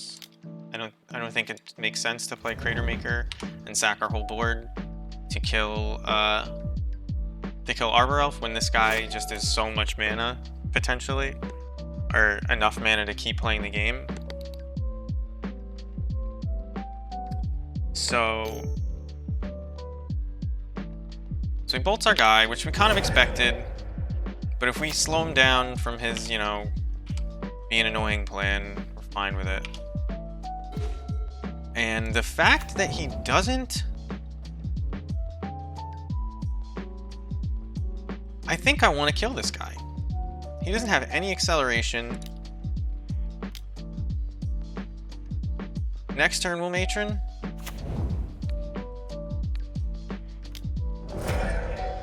We still have all of our lands in play. Is he gonna bolt my guy? Yep, okay. So he has no acceleration, he kept a hand, it looks like based on interaction. And Matron, oh my god, that is good. I fucking hate Renin 6.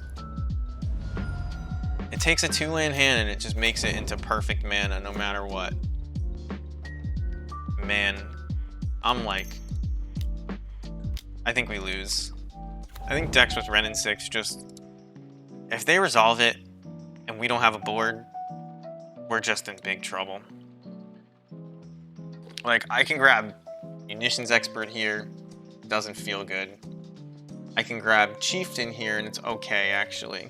Maybe I get Chieftain to protect my 1/1s from Renin 6 and pressure it. Because nothing else really does anything half as good as that. I think I have to get Chieftain. I don't imagine that he -1s on my Matron here. I think he's gonna grab that Windswept Heath and continue making his land drops, but I could be wrong. I am wrong. Which is a little surprising. Not anymore.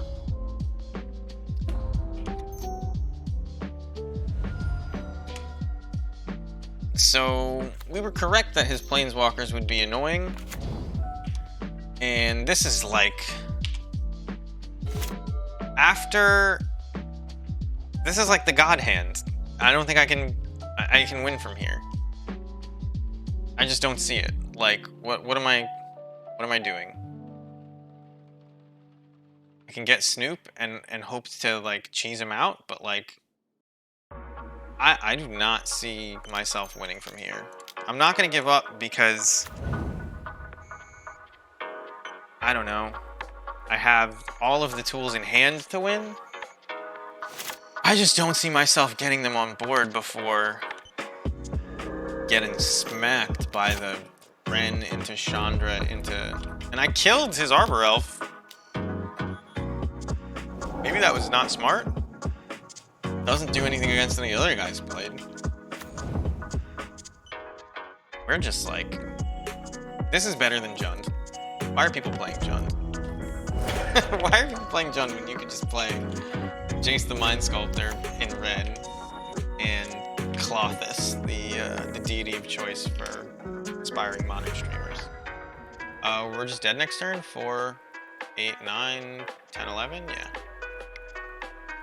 Oh, good game. Got Ponzed. How's it going, Ropeburn? Came just in time to see the last match of the league and to see us get Ponzed. Yeah, you don't beat the good hands from Ponza, right? Like, he had a bolt to kill my Prospector, but that didn't really matter. He didn't kill any of my lands. So, I think I was just losing that game no matter what. I mean, what could I have played? It's not like he bolted a Snoop, he bolted a Crater Maker. Or he bolted a Skirk. Like, let's say I leave him with that guy and I just have a Crater Maker in play. I guess Ponza, I mean, we're all Blood Moon fans at heart. That's how you end up at Goblins. Just wanting to make people regret picking any other color besides red. Because you were forced into red, so why shouldn't they be?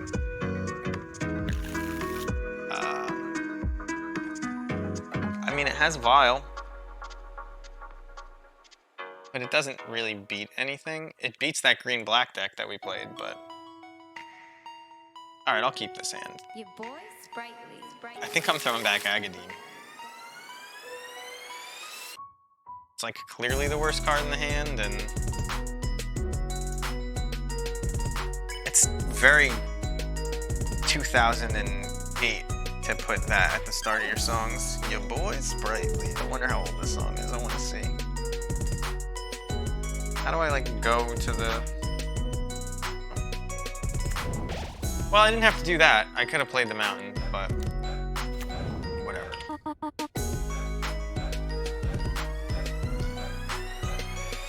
I don't even know how to pull stuff up on Spotify without accidentally changing the song. No, just gonna give up. So, it's Tron. We actually kept the hand that doesn't beat Tron. Our first hand, had it drawn a Snoop, would have beat Tron. But this hand, pretty bad against Tron. He knows I'm gonna Violent Prospector. Prospector becomes Snoop.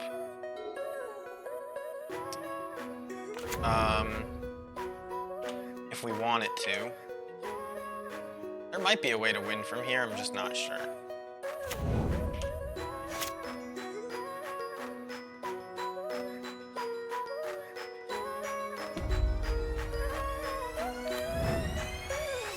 I guess we win next turn. But we're gonna play Possum. I'm gonna make white mana, convince him we're not a threat. And find Conspicuous Snoop. And we'll attack for 1. End of turn. We vial in Snoop. Next turn, we vial in Munitions Expert. and we pirate away to find the Boggart Harbinger. So unless he stops us from playing with our artifacts, we win, but he could like all his dust us here. So that's him stopping us from playing with our artifacts. So we have to do this. We can kill his Karn next turn, actually. Alright, we needed... Well, I guess we didn't need the land because we have the Skirk. So I actually don't think that he can get anything here that that stops us. I guess he gets the liquid metal and he like gets one of our lands, but I think we're fine. Oh, he's gonna cast Pithing Needle and he's gonna name Snoop, I guess. Or he could name... I mean, his Karn is dead, right? So he probably names Pyre? No, he names Snoop. That means that we can't make infinite dudes. But it might not be relevant this game if the best thing he had was Karn the Great Creator. We'll see.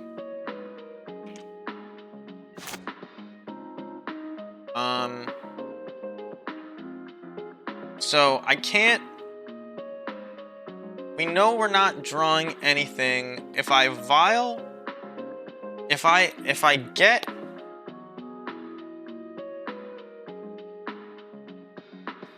If I make this Munitions Expert into a Matron, I'm gonna want Crater Maker in my hand to blow up Pithing Needle, so I can then continue my shenanigans.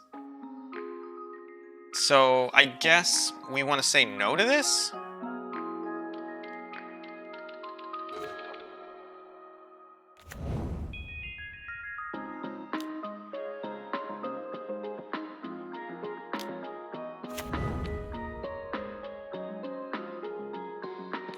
I mean, I have to... I guess I could have...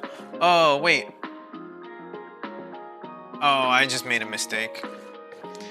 So if I just attack down Karn... If I just attack down Karn, I can probably do other things.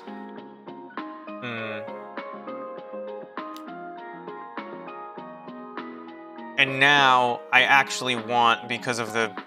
fucking A. I made a mistake. Alright. Because of the line I took, I want to get Chieftain. But I could have matroned and then got Chieftain. I guess now I matron just to keep a card in hand. And I can put Harbinger in my hand, or I can put Ringleader in my hand. I think it's probably best because our vial is going to be...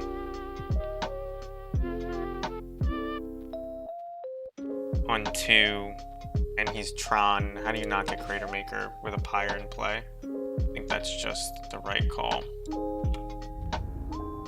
Now that I've fucked up this bad, I think hitting him for a bajillion would have been better. I would have had this plus a Chieftain, so it would have been 2, 4, 7, 8, 9, 10, 11, as opposed to 4. So it would have been 7 more, so he would be at 8. He'd be dead now. We'll see if he kills us, because I guess that would be a little bit all in.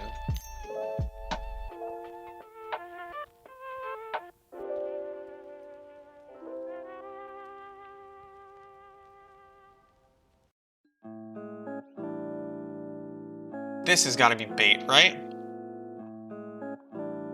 He's got 5 mana left. He goes for the boat.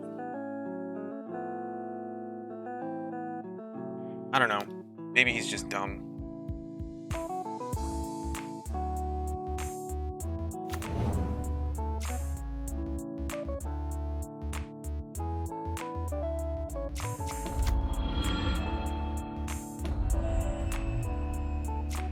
I could kill him before he gets it, but...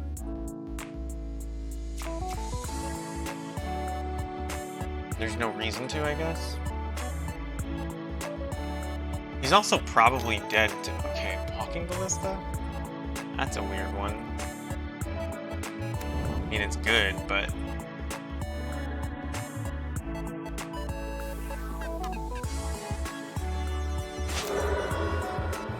It's like...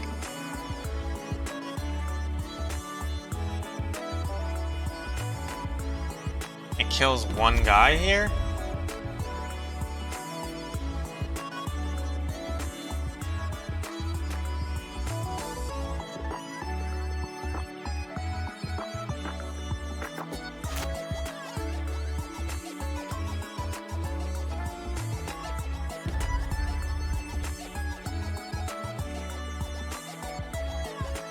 Alright, so now in response to him trying to kill our guy, I can't activate Conspicuous Snoot. So it's like not huge. If I kill the needle, I have infinite mana. But I can't...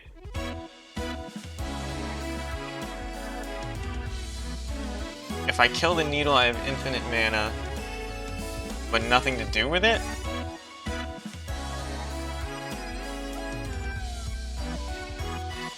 Because he's gonna have to...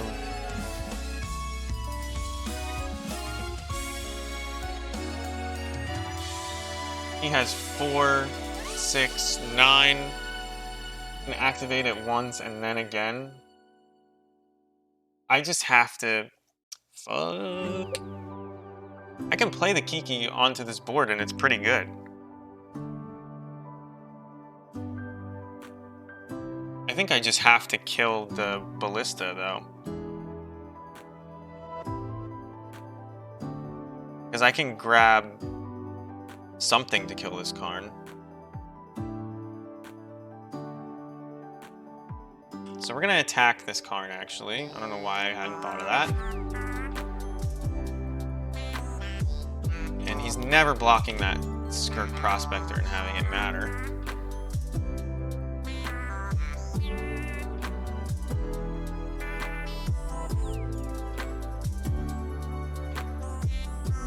I was gonna kill the Walking Ballista with this anyway.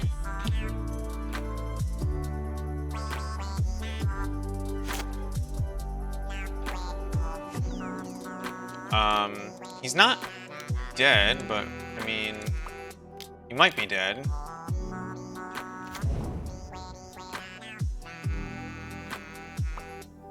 So I can copy a Matron, get a copy of Matron, sack another Matron to get a Ringleader. I don't think there's a way. Like, I need another Crater Maker to get this off the board, and I can't, so I just kind of have to go with damage now. They can kill Steam. Yeah. I understood that, Keska. That was what I was trying to navigate. That was why I went silent for so long and didn't look at chat. Sorry.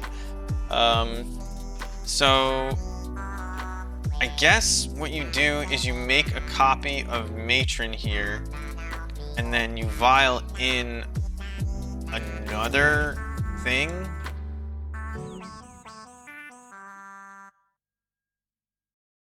Like Pashalik Mons, I guess. Or we could just like set the top of our deck with Harbinger. Like, oh no, because we're about to fucking... That was dumb. I should have got Pashalik Mons. Oh well.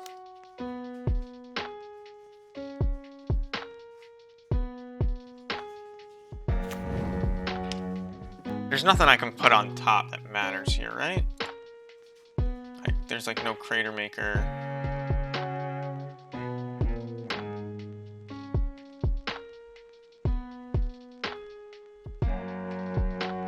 Nah, there's nothing that matters.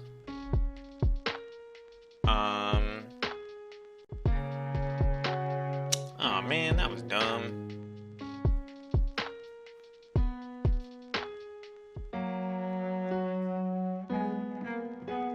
What did I say I should have gotten? Pashalik Mons?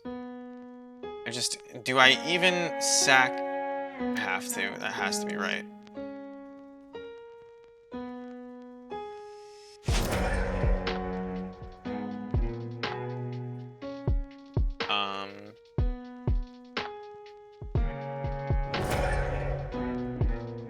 And then you sacrifice this guy. this was very stupid. I played this poorly. Well, I would have a Pashlik Mons in play, and he would have taken an extra 2 damage. I don't know what the hell I was doing. I fumbled that though.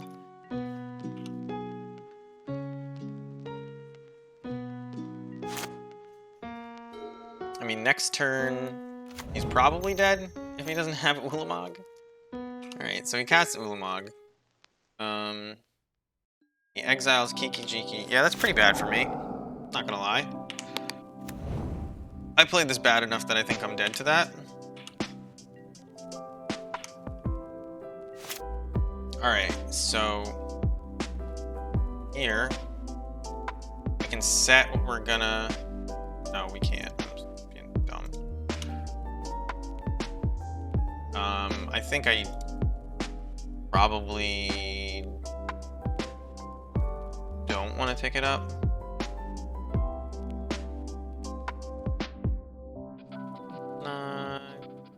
Probably. Yeah, I probably don't. Okay. So, I mean, I think it's just correct to play this.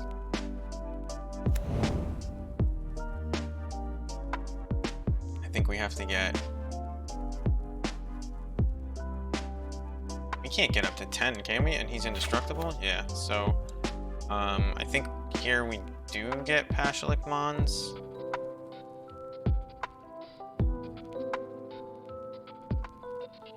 And then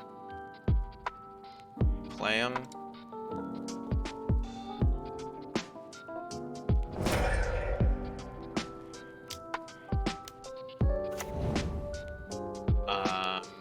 There's no reason to play this guy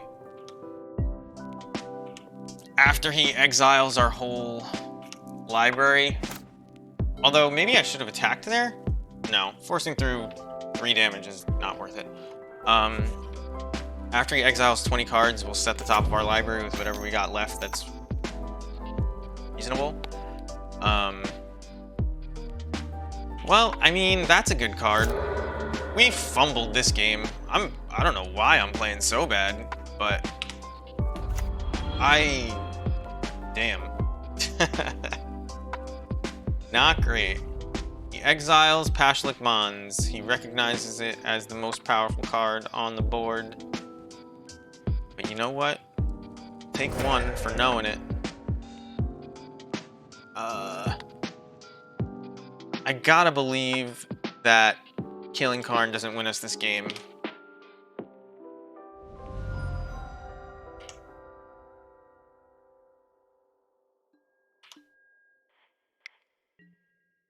You can see that I've tanked forever here. Yeah, Sling Gang after this attack would be great. Hopefully he doesn't have another thing in hand. You know what I mean? I shouldn't have even looked. Should have just made it a surprise, but we should have another Sling Gang. No blocks. You hit me for 10. I have more than 10 life, right? I'm good. That's probably fine, given that we have the Skirk.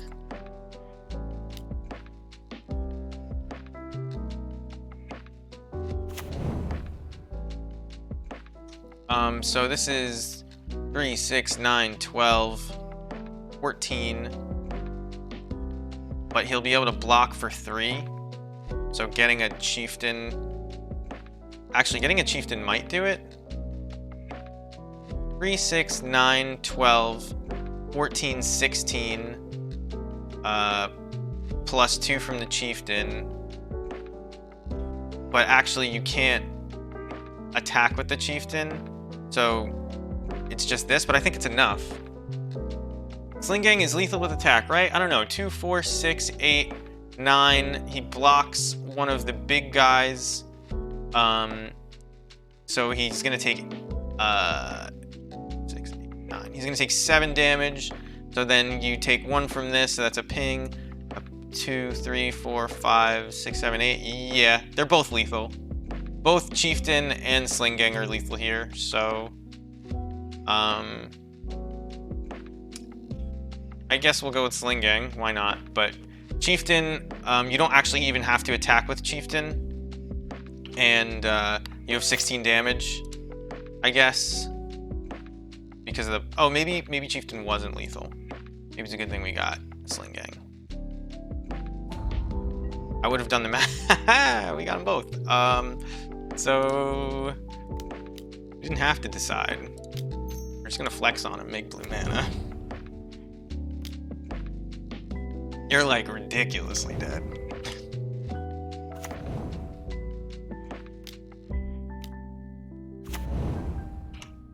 I just want to see how dead I can get him.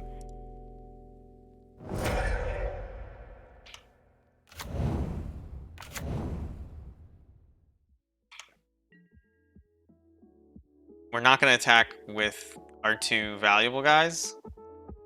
I am attacking him. Not going to attack with this guy.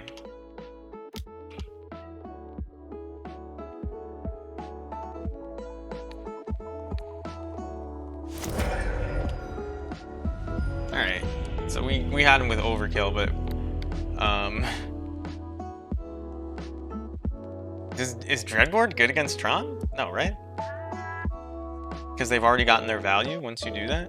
And Trashmaster's bad against Tron too?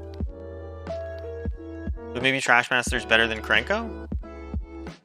And probably better than a Ringleader? And I don't think Chieftain is actually that good. Especially once you already have another Lord. I mean, I get that you kind of want to pressure them, but maybe War Marshal's just not good enough. I used to know these things. And now? Concerned. Oh yeah, Pyre and Vile, you take one of each out. Because Karn the Great Creator makes them awkward. You could bring in a Dreadbore. I really don't think Dreadbore is good. You don't want to destroy their Planeswalker like that. And their other Planeswalkers are vulnerable enough. This is the big question card. And then we could theoretically be keeping in a Chieftain over like a copy of Harbinger, but I don't know. Maybe that's probably right, actually. Because they do have interaction game too.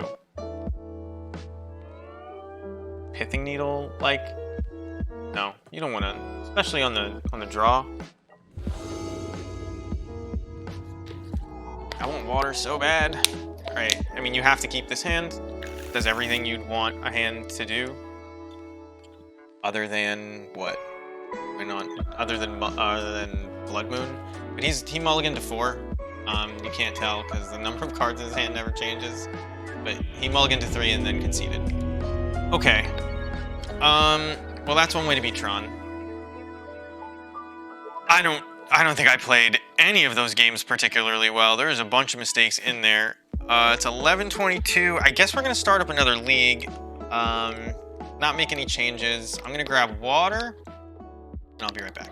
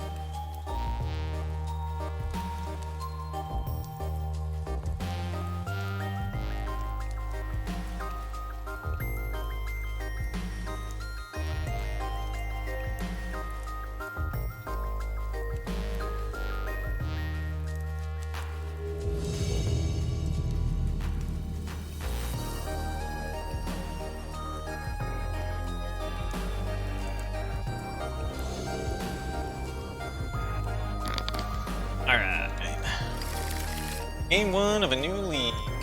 This is actually not the worst hand.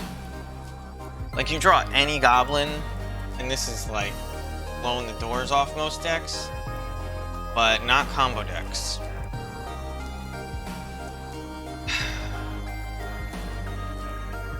I'm gonna keep it because I'm not short. I mean, getting Vile and Pyre and Matron, those are like the cards you want together. They mulled to 6.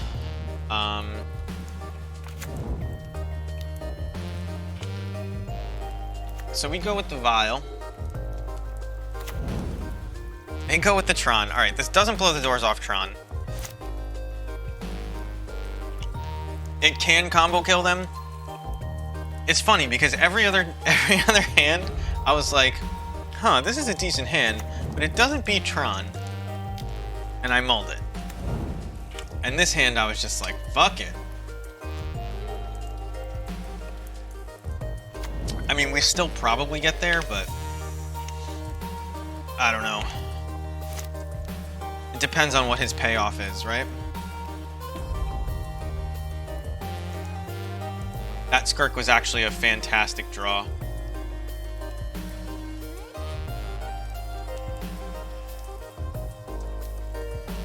The Skirk means that I can put a Snoop into play right now. And Matron grab Boggart Harbinger. But that makes the Snoop vulnerable. So I think we have to do this. And I mean, we could draw a 2-drop that we get to Vile or Pyre away instead. I don't know. It's close. When you don't know what their payoff is and they kept a really like solid hand, it's tough.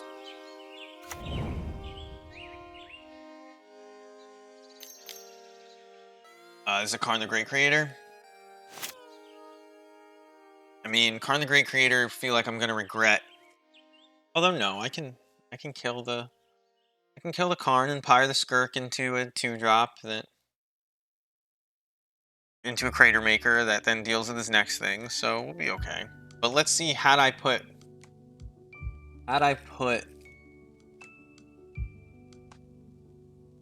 a Snoop into play via the Pyre instead of this Vile,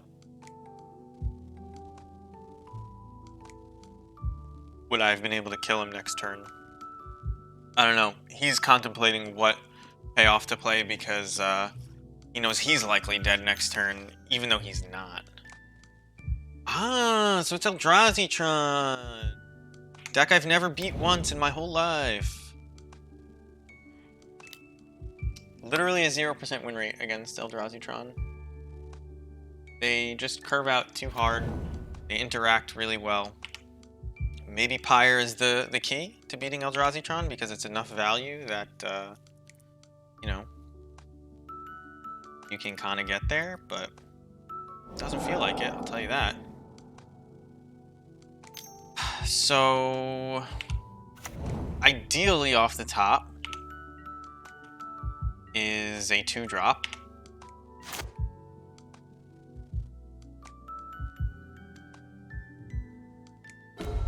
Which we didn't get. We have another look at it. Grab the Swamp. Didn't get. So I can Pyre this Matron away and get a Ringleader to try and find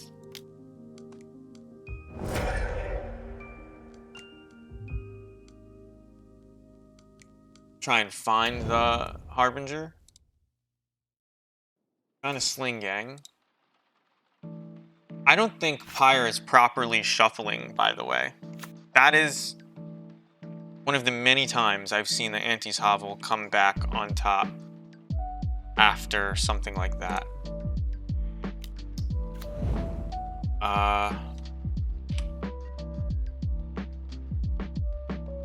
Well, that was a risk that we took by trying to win right there on the spot. I mean, he was tapped out. I don't know. It felt right.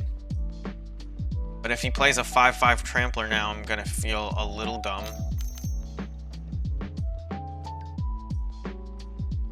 Looks like he's gonna.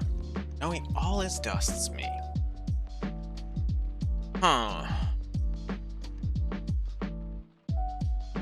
Well, I think I'm dead to that.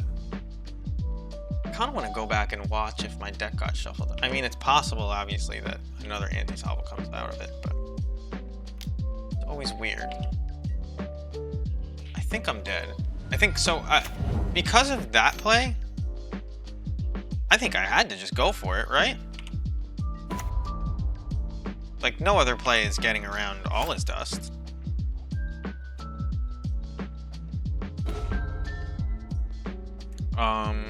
We're not dead yet.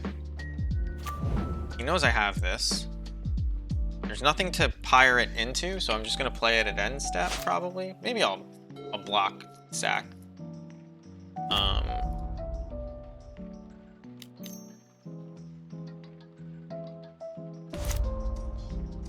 So he's gonna kill my vial, which is kind of a big deal. A lot of the ways we were winning was off of vial value.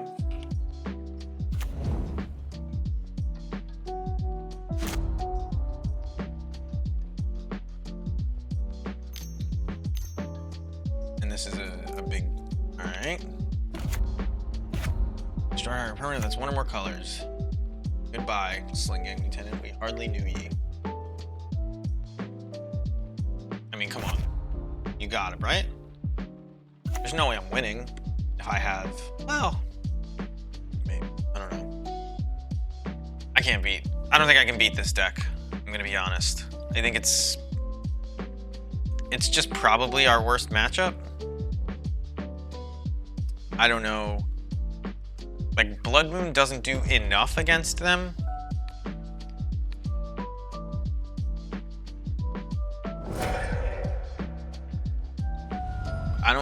I mean, next turn, if we have nothing, that's free to play, right? Yeah, that's pretty crazy. Oh, that was a mistake. Right, he gives us another turn. Fortunately, we don't get to make really the most of it by playing anything except Skirk Prospector, but here we are. Maybe we chump here.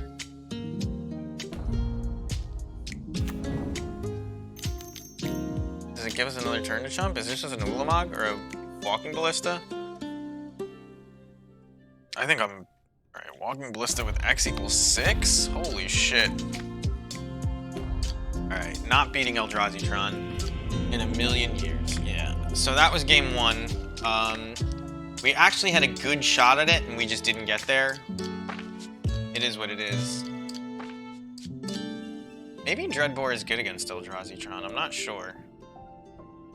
I want to say Pithing Needle is good against the Walking Ballista. I don't think Trashmaster is actually good. There's a lot more Walking Ballistas in E-Tron than the other forms of Tron. Crater Maker gets even better. Are Dreadbores good enough? I think so. I think with these, we stand a chance of winning. Now, I think E-Tron plays Karn the Great Creator as well.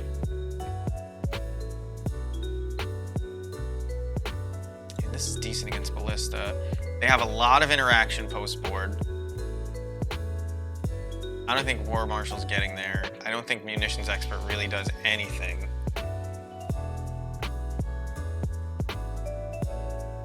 I don't think you can play the value game. I think you have to get lucky with these cards. And actually, you know what? You're not gonna be able to put enough pressure on them that Chieftain matters.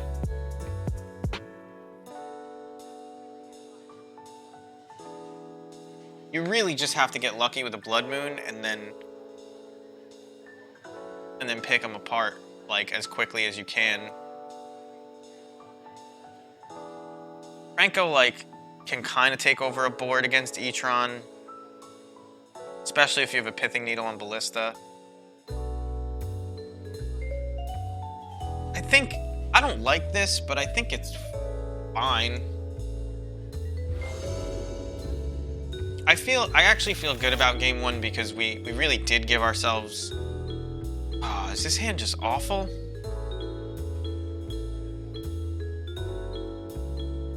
Is this really bad in a game 2 game? In a sideboarded game? Like, what does this game look like? I play Snoop on 2. I play Prospector, Snoop on 2. He Warping Wails me. I play another Snoop. He Thought Knot Sears me. I don't have the combo in hand, and I just hope to draw it. That's how it's gotta look for me to win, right? And that's reasonable. I mean, I get a bunch of looks at it. Although not really, I get like 1 or 2 looks at it because I can't get the look before he plays the Thought Knot Seer.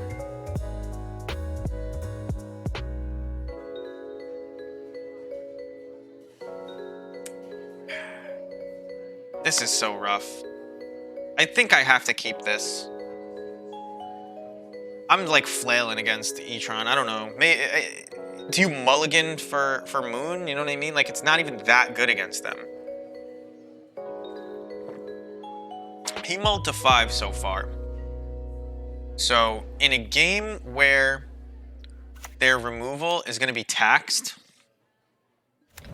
their interaction is going to be taxed by the fact that they have less cards in hand, this hand gets a lot better.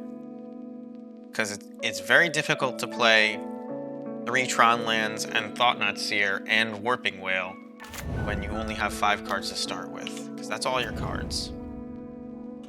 So if we drew a Pithing Needle here, I might even slam it on an Expedition map. That's not a bad draw. We're just gonna play this. That's also not a bad draw. Because it's a redraw. Fetchlands are really good with Snoop. If I was going down... Alright, so he dismembers it, like we said.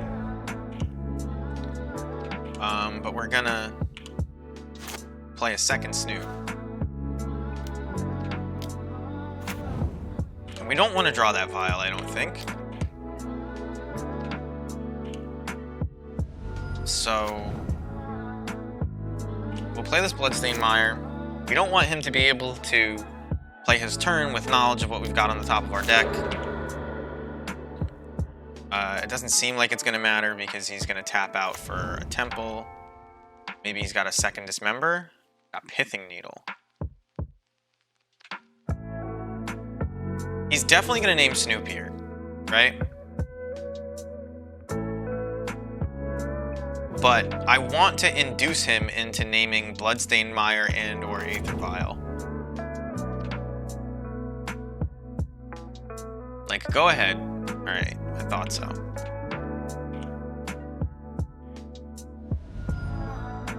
Thought maybe we could Incept it, but no dice. We don't want to pay 2 life. We're going to pay 3 life, though. To get Krenko into play. And hope that he doesn't have something like that really takes over this game.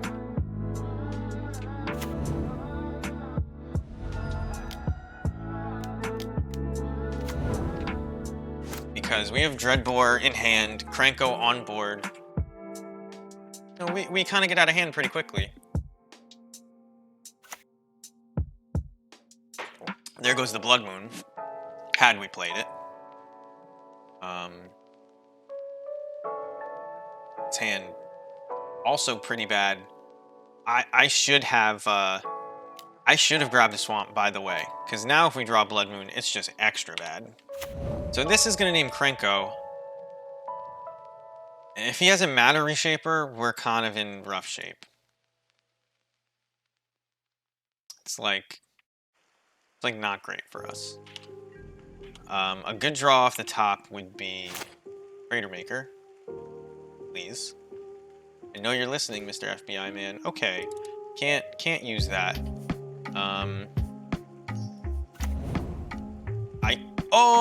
I could have cast it? No. I can still cast it, but I was thinking that this anti-toggle could come into play untapped, but it can't. So we'll just hit him for a bunch. Like, we could sack the Prospector to get 1 more damage, but I think it's better to have an untapped Kiki. Probably, right? And just draw an extra card, basically. Although if he all-is dusts me, am I beating that anyway? I could beat it if I just, like, untap play Kiki, but like the same is true for Ringleader, and this just gets me 1 closer to a Ringleader.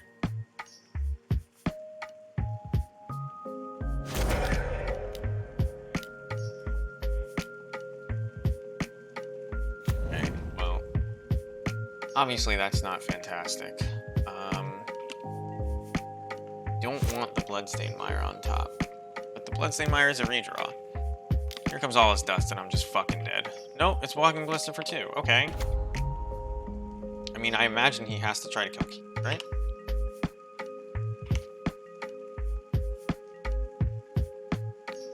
And I'm gonna make a copy of it.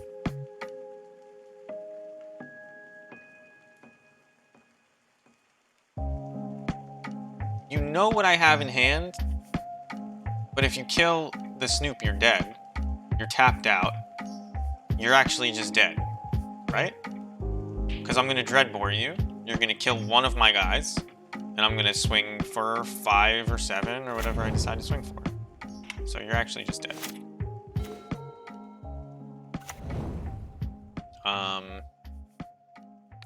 We're gonna do this before he gets a chance to do anything tricky, but he's just dead. Yeah, okay. So that was one way to win. We got pressure on the board.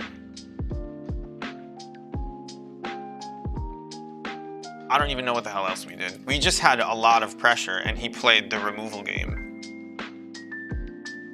I think the Dreadbore seemed good. Now, the Dreadbore would be good as... No, there was not a lot of other things that it could have been there. I mean, Fatal Push, sure, but it's better as a Dreadbore. Alright, I mean, I liked the way that felt. Winning feels good.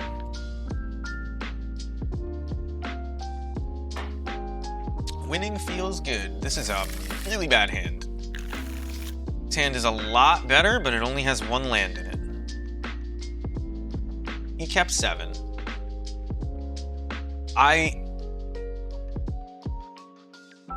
What are the chances that we hit land with this hand? Because that actually determines if we keep it. So we're gonna pull out the hypergeometric calculator and make an informed decision. So we have 22 other lands in the deck. It doesn't matter. I want to keep the hand visible if I can. So we have 22 other lands in the deck.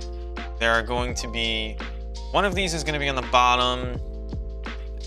So there's still going to be 53 cards in the deck. There's 22 lands. We're going to have a sample size of 2, and we need there to be 2 successes in the sample, right? For the best possible scenario. So there is a 17% chance that we get there. It's not good. But if we say, okay, I just need to draw it. Actually, no, the sample size is going to be 3, isn't it? Because we need to draw it on our 2nd turn and our 3rd turn, if not the 1st turn. So there's like a 37% chance. But if we're okay with missing it, and we only need 1 in the first 2 turns, it goes up to 80%, and I'm okay with that. And then if we need 2 in the first 3 turns,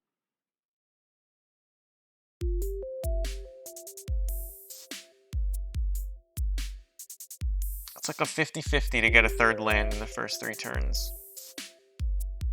But I think we win if we do. And we can play a game if we don't.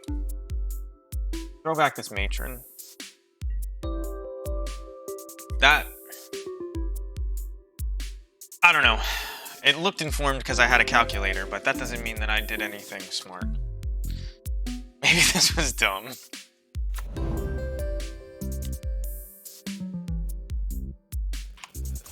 This munitions expert is also pretty bad in the hand, I'm gonna be honest. So that is not a land. We need a land. Is there a goblin god? I know Spike prays to Clothis. Who would be ours? Who gives us the top decks? Alright. So we're doing something. We got a land. That's not a land. So we're back in the 55% category.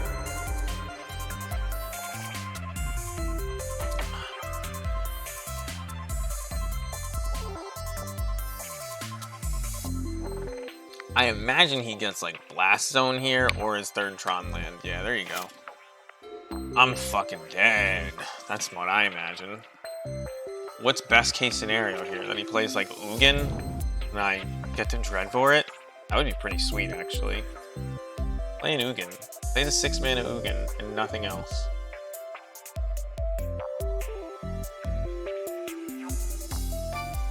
It seems like he's tanking on all his dust. Squee? That guy?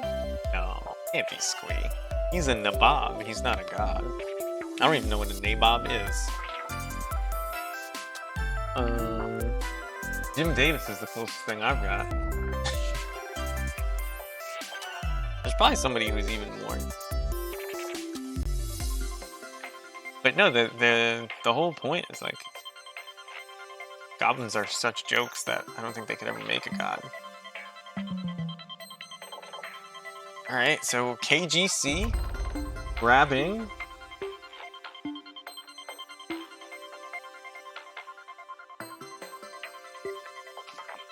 Grabbing what? Ballista? Gotta be Ballista, right? I'll Dreadbore a Ballista. I'll munitions expert a Ballista. Actually, I'll Dreadbore it. Maybe not. Maybe I do munitions expert it and then hit the Karn down to 1. Even if he pings away my expert. It's gotta be Ballista. He doesn't know my hand. I mean, he knows I didn't. No, all he knows is that I played land conspicuous snoop. He has to assume I have a Harbinger. Ballista stops Harbinger combo, by the way, in case you guys didn't know. Even on 1.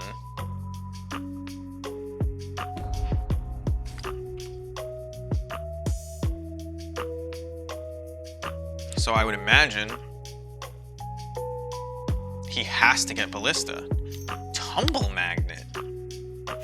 Wow, that is fucking wild.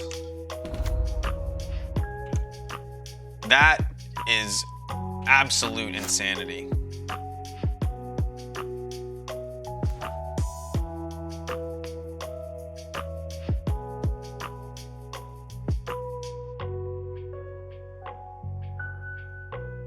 So I can kill this Karn no matter what here?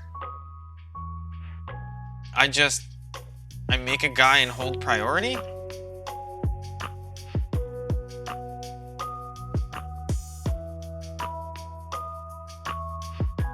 Or I snoop, or I munitions expert and then hold priority? I think? Yeah. I mean, I guess I don't even need to hold priority, right? I'm trying to. I'm holding control, but like...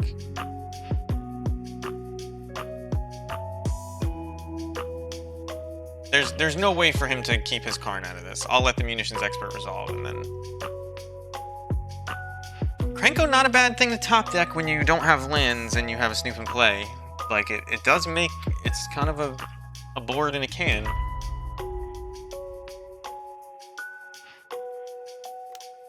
I guess I wanted to... No, I wanted to kill the Karn, not get the most goblins, although maybe there was a way to do it better. There probably was. We'll see, but I want to stop at my upkeep.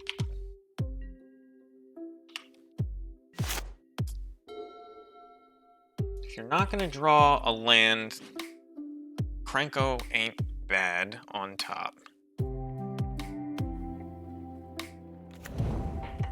I mean, if he's got something like Ugin, he's got to play it here, right? He smashes the world. I'll discard some cards to get rid of this smasher. I don't mind.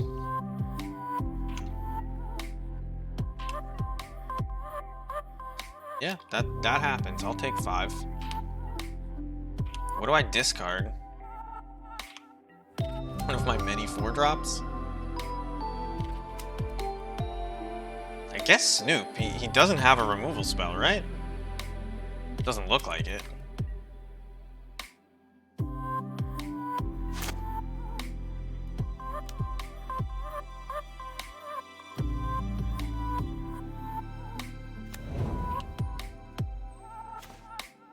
Oh, I really want to discard that Blood Moon.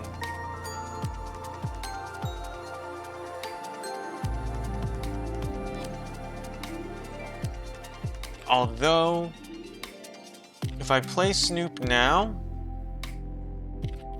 and then there's a Harbinger on top, like I win? No, because I need a land. What am I talking about?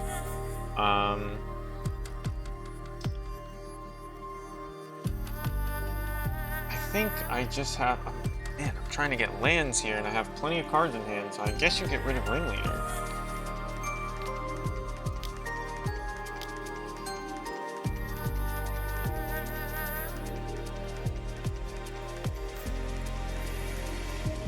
Like, he lava axed me for 5. Or like, it was like a 5-mana Lightning. I mean, Ringleader plus Krenko wins the game with enough lands. I just need lands. So, lands please. I mean, and all his dust ends all of my hopes and dreams, right?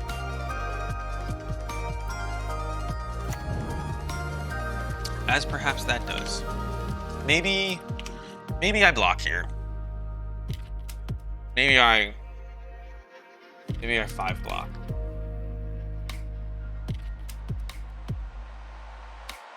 I kind of think I have to.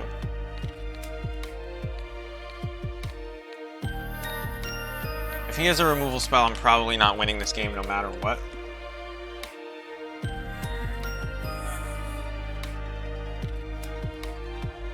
And I think he would have played a removal spell on my Krenko Snoop already.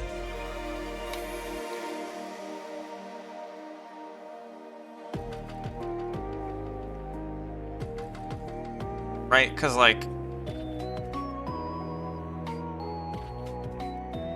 I don't think I have any outs to removal spells in general. So he's going to play Dismember? Yeah, I mean, that happens. I don't understand why you don't... I guess it was just a mistake. That's really all it is. Why he didn't Dismember the first time, or he didn't have it. I guess he was tapping out for 5/5, so he didn't really have it. Have an opportunity. But maybe I was supposed to not... Alright, well, I didn't get punished, but if this was a munitions expert, I would have felt really foolish.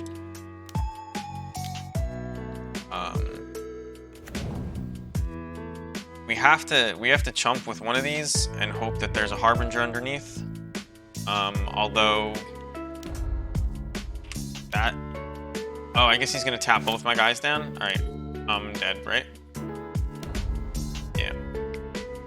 Alright, Eldrazi-Tron, not a great matchup. Not what I want to queue into in the very first match. It's already... Man, it's already midnight. I started playing these games a lot slower. And worse. Ugh. What do I do with this? It's like such a nice piece of paper, but I don't have any uses for it. Making that noise. Can you hear that? Imagine you can.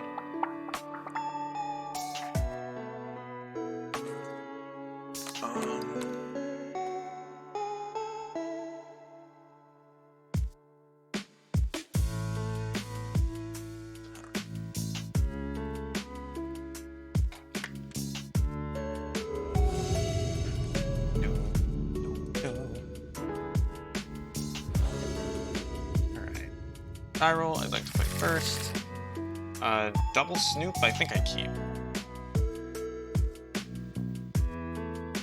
Just drawing goblins off the top, you have the lands to play them.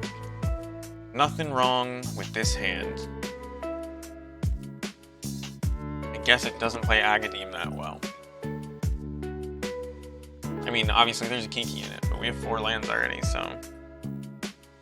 Death from above! Mulligans. Take this stop off my upkeep. Mountain Go. Must be feeling pretty good when his opponent plays basic Mountain Go. Is this the fabled Heliod deck? Nope. Can't be lucky enough to play against Heliod, can we?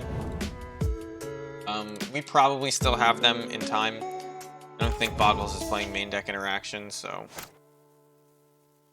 we can just Matron next turn, chump with the Matron, play Boggart, win. That trample? No. It's expert. No blocks. I was like, oh shit, you can just kill it. Nope. Nope, that's not how Boggles works.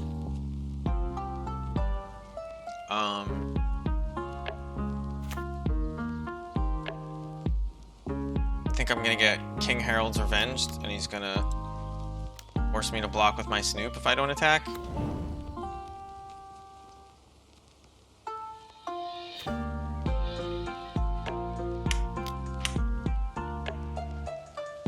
There, I think it's correct to play the Matron first, because you can shuffle and end up with a Harbinger on top again, and then you just make infinite dudes on his turn, and you don't ever have to play anything else. So he is dead.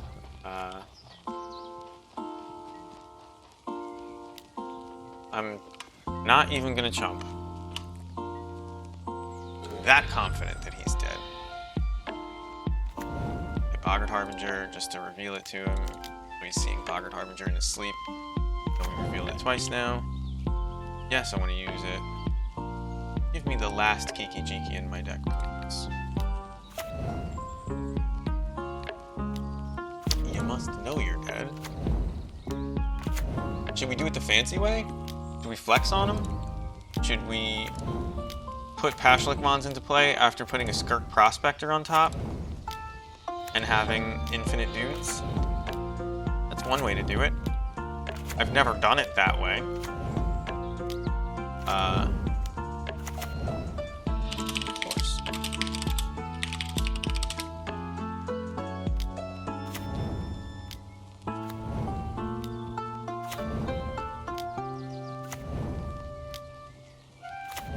So we turn off auto yields, clicks, Boggart Harbinger.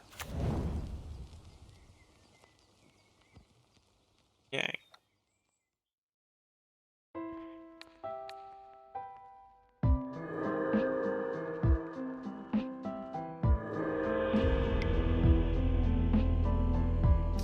So, Dreadbore pretty bad.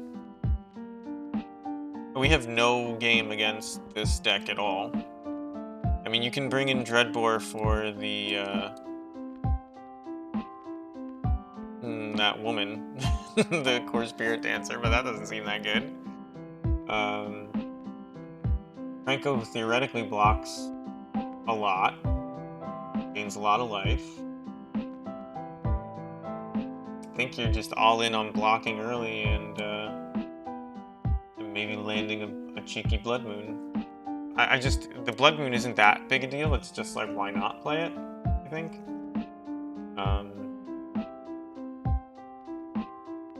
Yeah, there's really not a lot of great things we have going on here. In fact, I think I'm gonna cut another. Nah, maybe we need to pyre away a munitions expert for a harbinger. Maybe we just cut like chieftain.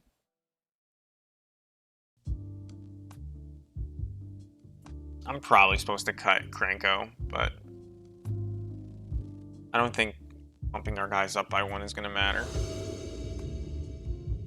We'll see though. When we draw Krenko instead of, ooh, okay, I don't think that that's very good hand.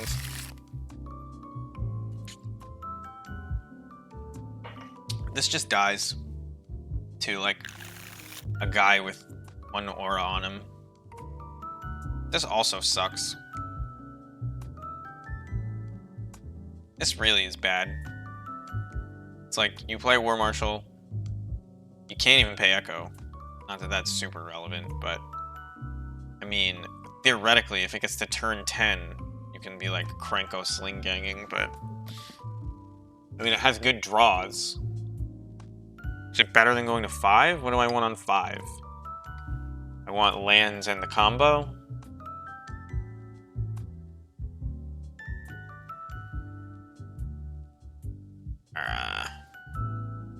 I mean, it's so bad, you can't win. This is just as bad, to be honest. I think you're just hoping to draw the combo here? Wait, what did I put on bottom? Maybe I keep Blood Moon and throw back Mons and Krenko? No, because Blood Moon fucks me. This is not a good Blood Moon hand. Maybe I'm just all in on Pashlik Mons Krenko.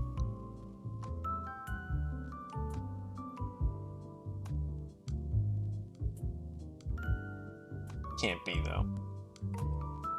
Alright, we'll throw back Krenko. Okay. Pashlik Mons doesn't do shit. Neither does that card. So we have to win with... Notably, he would have no white mana here, by the way. The Blood Moon, but... Not before he got a 5/5 guy in play, so... I think we're just dead. We have an extra turn because of this guy. Maybe he'll stop hitting us because we give him the Olive Branch.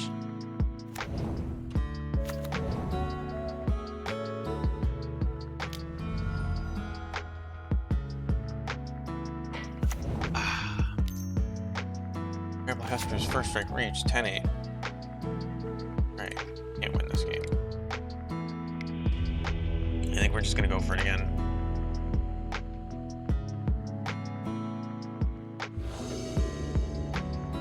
Guess I'd like to play first. I'll keep this hand, because if it draws a land, I think I win. Oh no, I can't even play Snoop? Oh, he's got double Leyline? I'm just like super fucked that. I should just put a bed.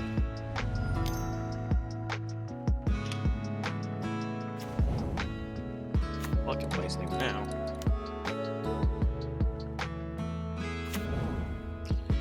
We may need to make infinite mana. I guess you just make infinite dudes, right? So you don't need to worry about hexproof. I think we still win.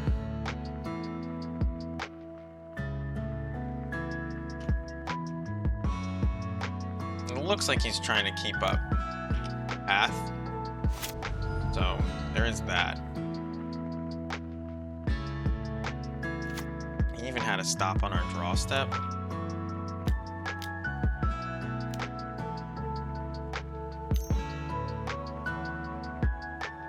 This is like the absolute worst time to play this, because now I get to search for another one.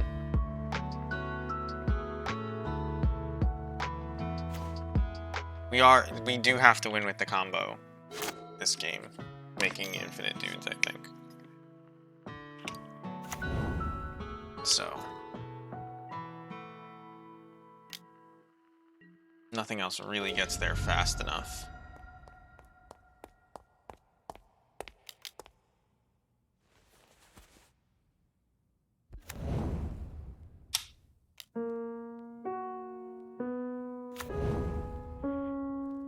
I think we just play this. I don't think it's relevant. 2 mana doesn't do anything.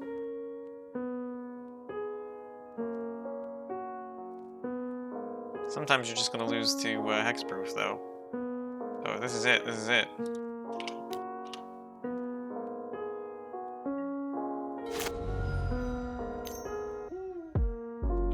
Okay, even stronger. Doesn't have Daybreak Coronet.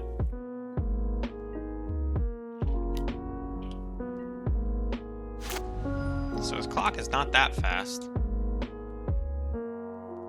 Have the ethereal armor either. I think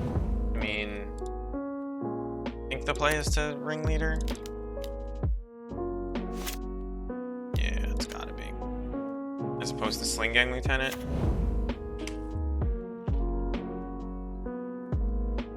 We get another Snoop, which ain't bad. Oh, and there's a Kiki on top, so he's dead.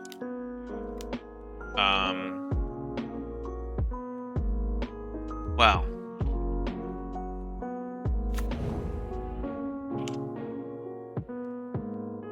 He's not necessarily dead, but if he lets me get to my end step, he's most probably dead.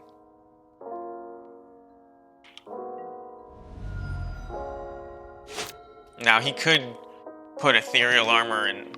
I don't even know. There's probably a way for him to win from here, but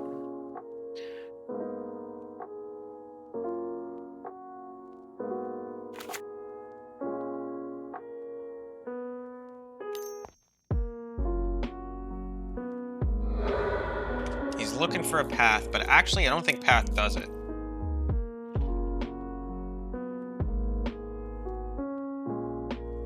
Well, probably does, actually. Alright, so he doesn't have it. He's dead. He might not realize it, actually, because he's got hexproof, but I'm gonna untap with 1,000 dudes.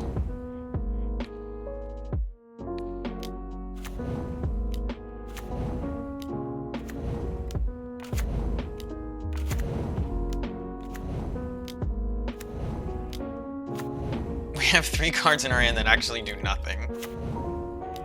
Yeah. So, we got there. Who's out there? Are you a Goblins aficionado, or are you my girlfriend that fell asleep in her bed? With my stream on, my one viewer. Contemplating calling this after this game. I'm gonna use the bathroom though. I'll be back.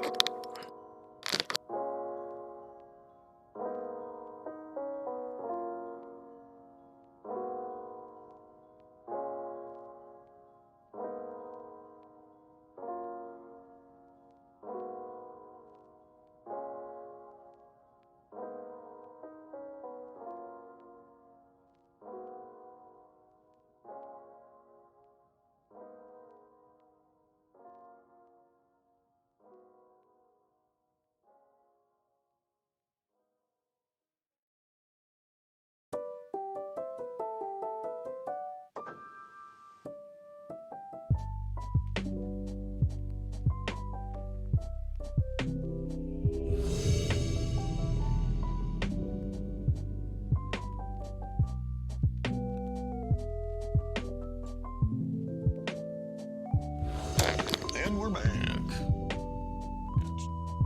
We'll play first, and it's a pretty good hand, so we'll keep it. I gotta say, so I'm really liking this monitor arm thing. I've thought about it for over a year. I finally pulled the trigger, and there's just so much more open space, like, behind my desk. Like, it just opens so much up. Like, I got to move my soundbar back. What is this, some kind of Lurrus Junneck that doesn't play Lurrus? This is another Urza deck? Yeah, this is Urza. Okay. I hate Urza. We punted really hard against Urza earlier. They play Galvanic Blast main. I think it's actually like 1 or 2. I can't in good conscience play Vile here when I have the draw for the kill. And their hand is like mostly unknown to them. It's not like they kept it on the basis of it being good. They kept it on the basis of an Emery. Now they have Sword of the Meek. They may tap out to like get the combo going. Although it doesn't look like that here. That was strange. Why shock before? I guess because he's looking for path and he's not going to necessarily have a Mishra's Bauble in play. He targeted himself. He Pithing Needles, he's gonna name Snoop. So we have outs to this. We have a Crater Maker main. You can obviously just kill him with infinite, well, not infinite dudes, with a lot of dudes. Snoop is not a bad beater.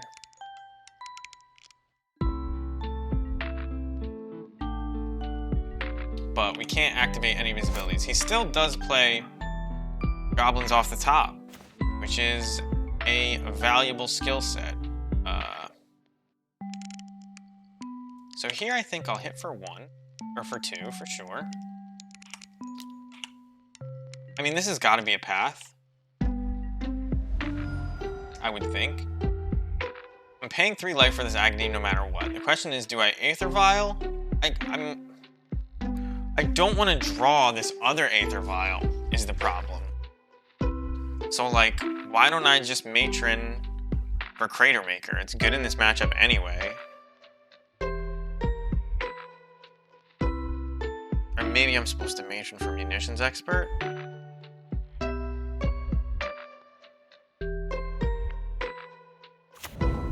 think I'm definitely supposed to Matron, though. Because I don't want to draw that. And there's good things to draw. A Metallic Rebuked my Matron. Well, I can't pay for that. So I'm going to be drawing this Vial whether I like it or not. I mean, I saw 1 Metallic Rebuke in hand, or in his graveyard. For some reason, when I saw it, I thought he had discarded it instead of milled it with Emery, so I was like, oh, there's not. What are the chances that he kept Metallic Rebuke? So he's got the combo, but the combo actually doesn't stop our combo. It's just a lot of value until he gets Urza into play. And he's digging as hard as he can for her, so we'll see. A Munitions Expert on top of our library would be great, and it is great. Maybe I can draw out some kind of Metallic Rebuke here. Some kind of interaction. I'm gonna try and kill this Emery.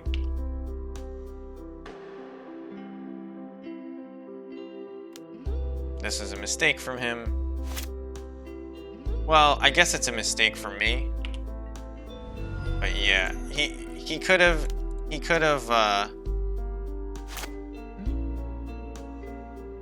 sacked something, and he chose not to. I guess because you realize that would kill his Emery. So I guess I'll wait. Alright, so he's gonna do it anyway.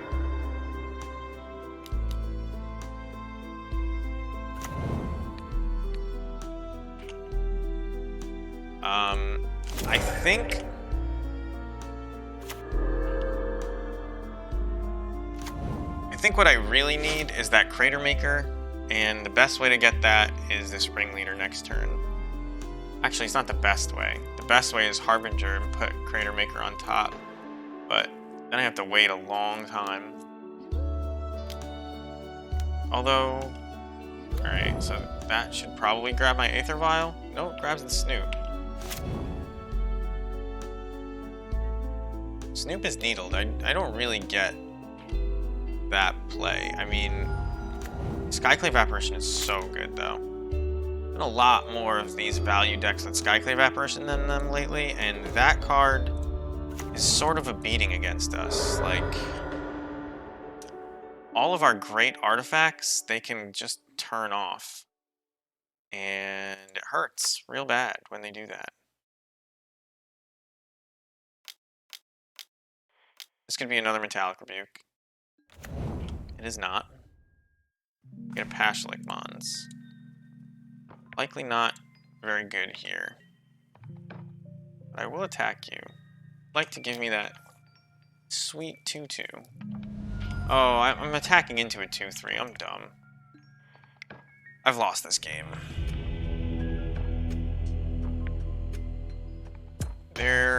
I do not believe there was a way out of that before he killed me. So we're Pithing Needling for Thopter Foundry. We're Crater Makering in general. We're Trash Mastering in general. He's got really bad mana, this guy. This one more so than the last guy. I think you want probably a Relic to try and nab.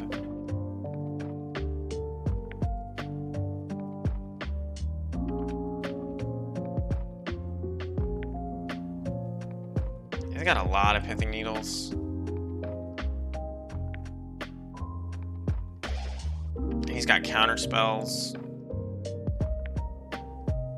I think that this guy's deck is way weaker to Blood Moon than the last guy. That's my guess. But if I do that, I need to... I think on the play it's worth it. Where's my Skirks? On the play it's probably worth it. I got a lot of needles. Combo is way less likely, although, like, I don't think we're grinding this guy out. We're just comboing. If we can. This is a wild collection of sideboard cards to bring in. I'm probably just playing badly right now. Would I like to play first? Yes. Would I like to play Snoop into Munitions Expert? Given the wild bullshit that I sided in, I don't think so. I think this is better.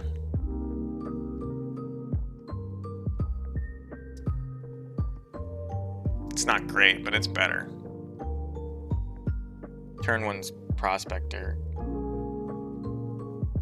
doesn't really do anything, but we have the opportunity to draw a Blood Moon, which would kind of screw us, to be honest, but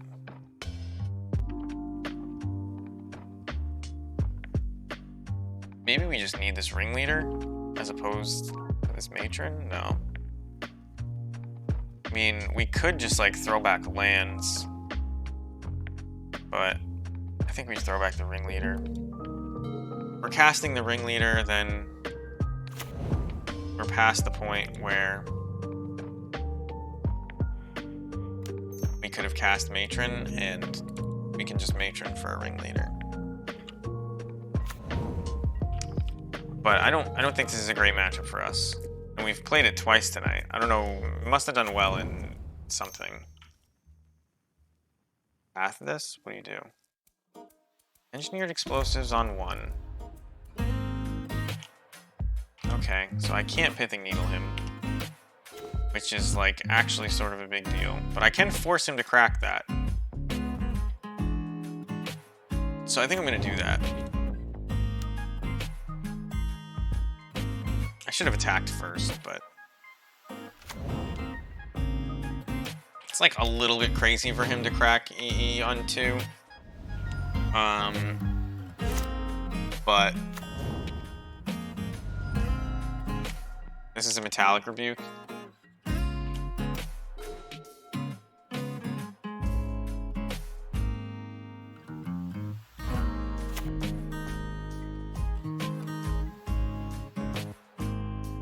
If he cracks it on one, we just sack both of these.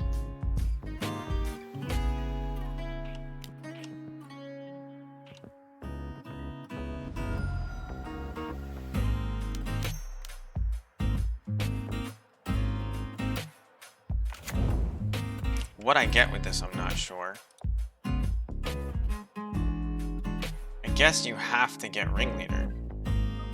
Just because your hand is empty? There's nothing he can play that's like relevant to kill. You could get Crater Maker to like definitely break up his stuff, but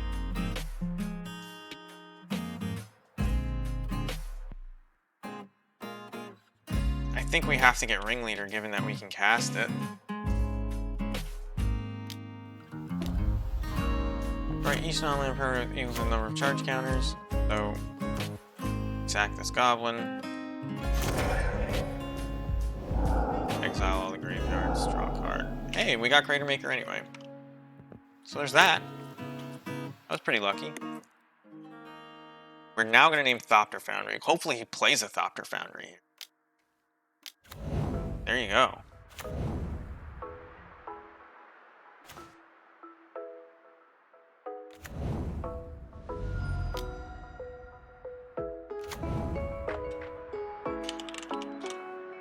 Thopter Foundry.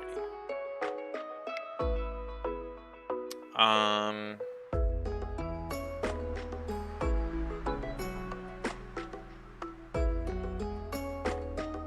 think I'm supposed to actually play this Crater Maker and hold it up. Because I can't get any value off of the Snoot.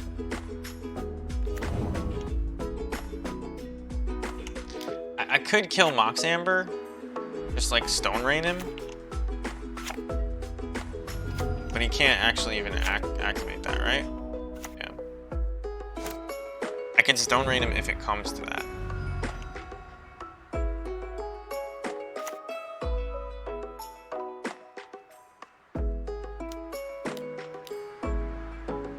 Okay.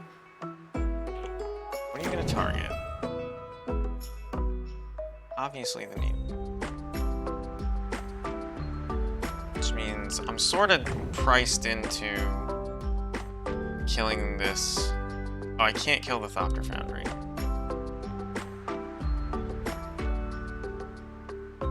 I can kill his 2/2. Get a 1/1. Play Ringleader, attack him for 4. He's at 10. I don't like that.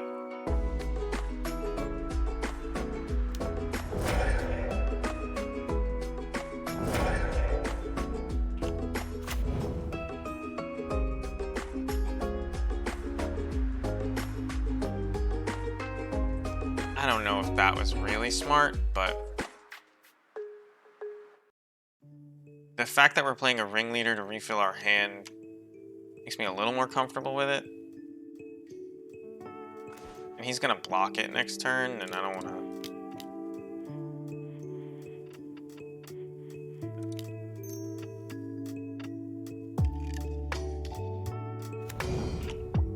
We'll see. Not the best draw. Just one guy. I mean, I did side in a bunch of non-goblins, so like that's kind of what happens, but you always hope to hit more than that.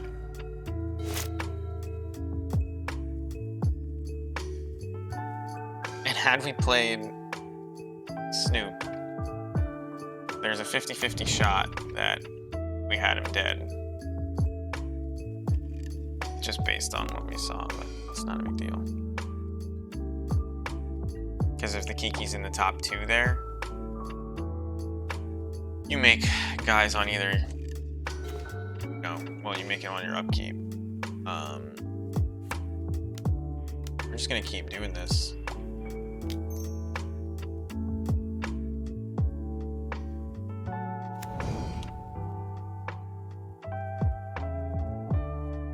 Munitions Expert and Boggart Harbinger, not the worst draws.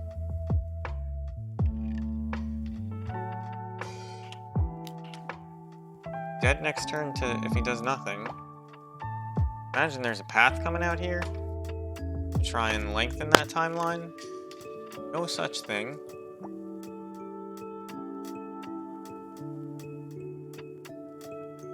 Maybe such thing. Hardin Branson. Andon Branson.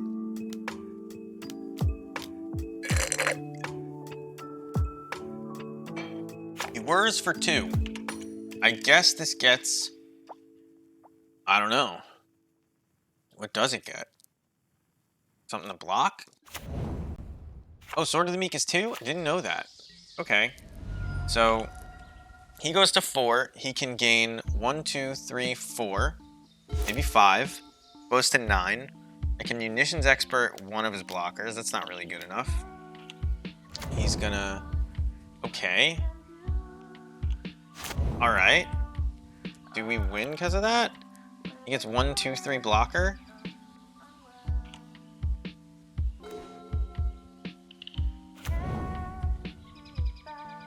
Not sure if we win because of that. But we do. Because we get to kill his guy.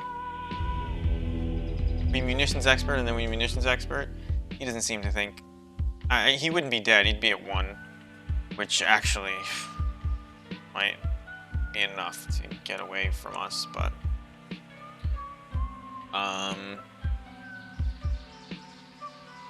I don't really... Goblin is still fine. He plays all non-basics, it seems. He can help it. Now... It is more... Sand is so bad.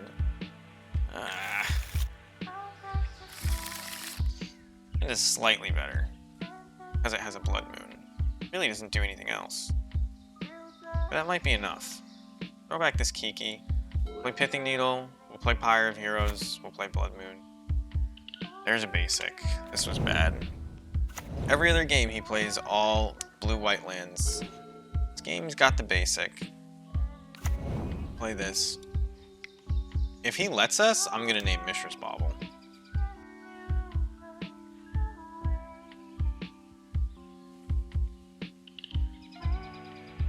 It's putting him on a mull to 4 if he plays, or mull to 5 if he plays.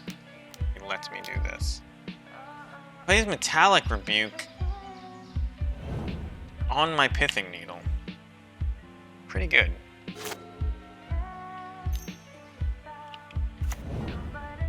Emery, pretty good.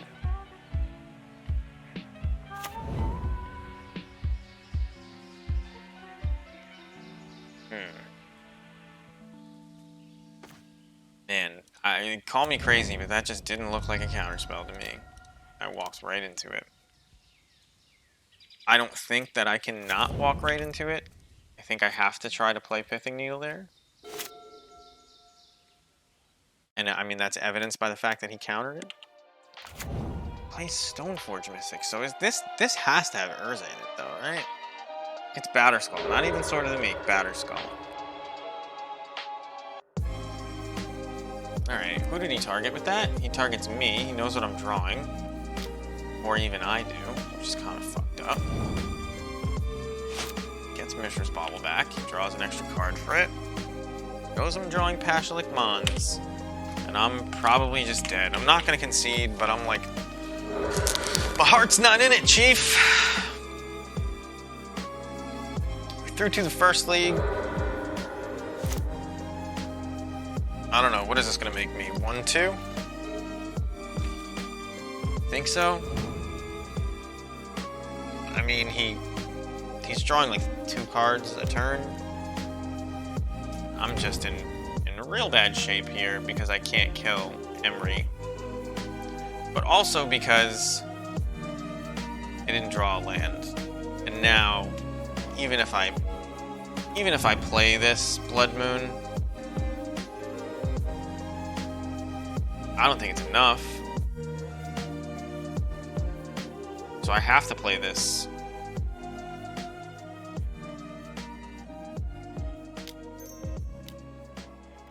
I have to play the Matron.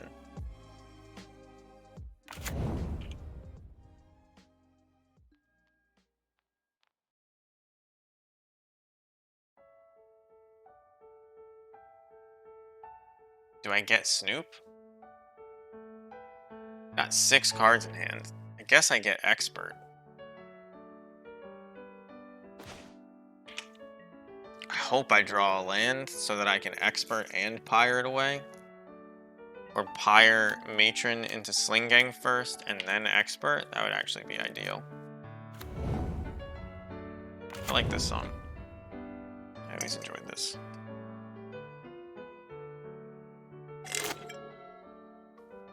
Galaxy was such a good game.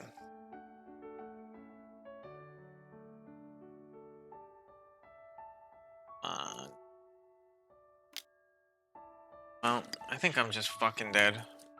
Google's telling me to go to bed. Set my bedtime once for like 12:45 and it just pings my phone at 12:30.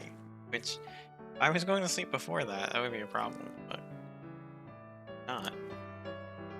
So, I gotta get this Boggart Harbinger off my desk before my desk becomes full of dusty magic cards. Am I waiting on one more Harbinger?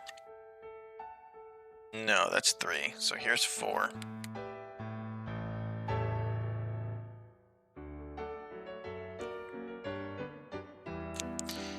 I have only 2 Snoops?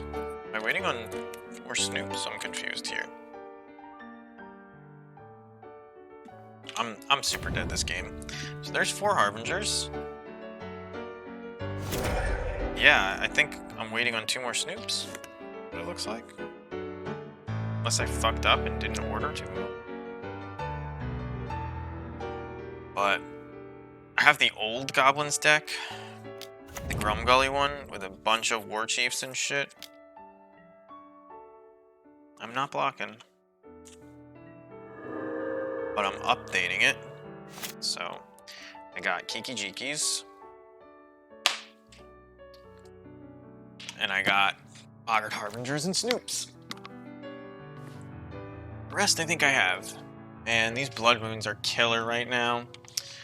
Blood Moon was a bad plan against him. It's because I felt unfavored in the matchup because I don't know how to play it, but that was probably stupid. Like, I'm probably not that unfavored.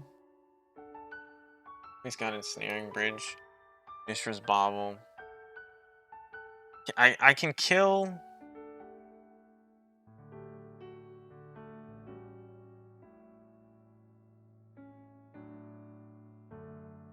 I can kill his Emery before he draws a million more cards.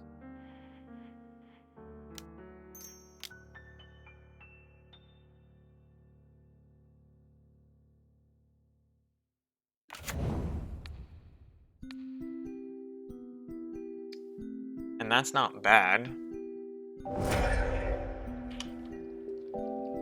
I'm gonna take 4 from this Germ token again.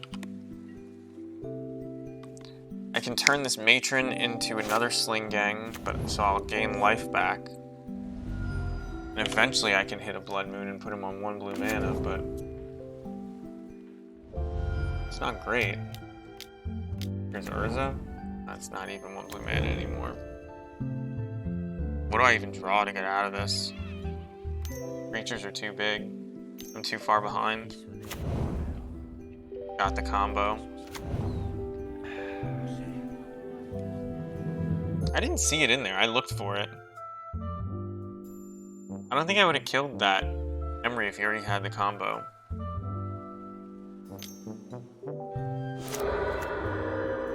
But yeah, we're dead. Got Infinite Guys, and I can't kill him next turn. He got us.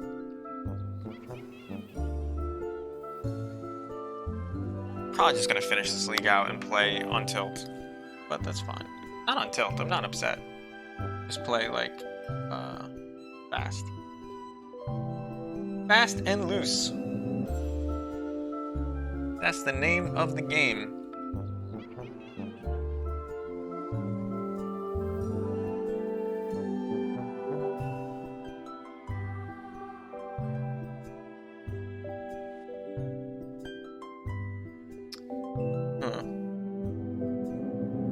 Who So I just made a Twitter, and I don't know anybody good for Magic to follow on Twitter besides Aspiring Spike.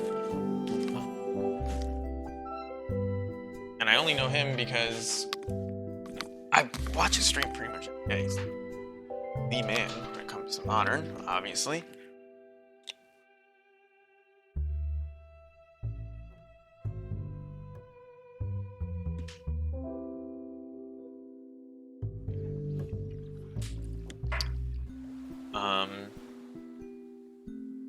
But if anybody has any good Twitter recommendations, hit me up. Everybody's posting their vaccine selfies, they're posting their magic booty selfies. Not a selfie guy yet. Maybe once I 40 pounds. Selfie guy. This hand is garbage. Maybe I'm just mulliganing bad. That's usually what it is. This hand is much better.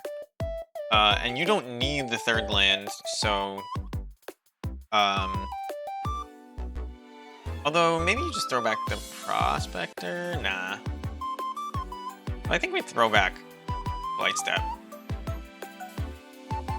And we can play Cavern on 1, Aether Vial.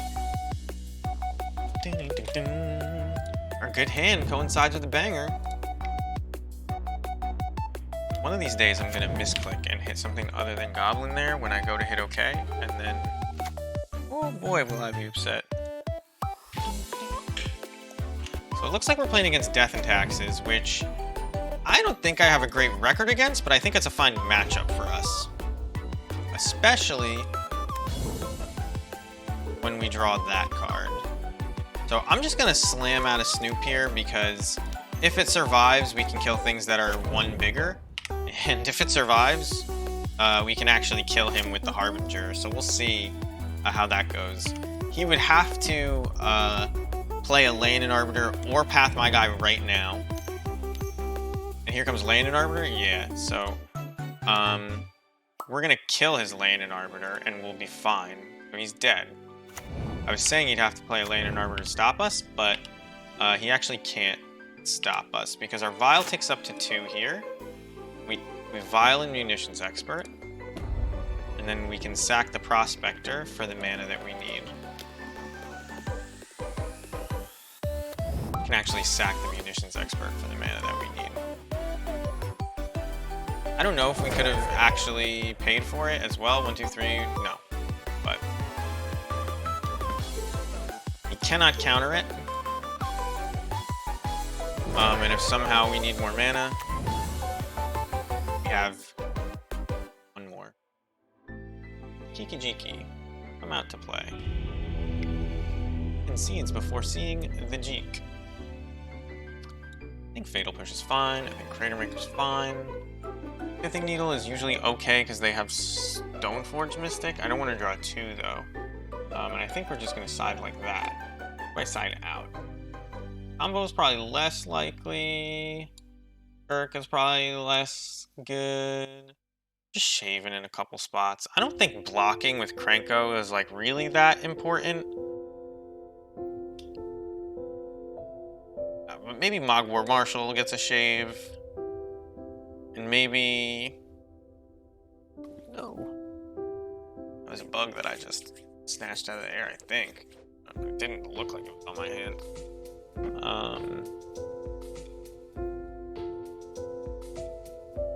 Maybe I'm supposed to bring in like more Dreadbores, but I think 2 Fatal Push is probably fine. The Munitions Experts get worse when you side out these Marshals and Prospectors. But I think it's fine to do that. Just assume that the combo's less likely and we'll play him in a fair game.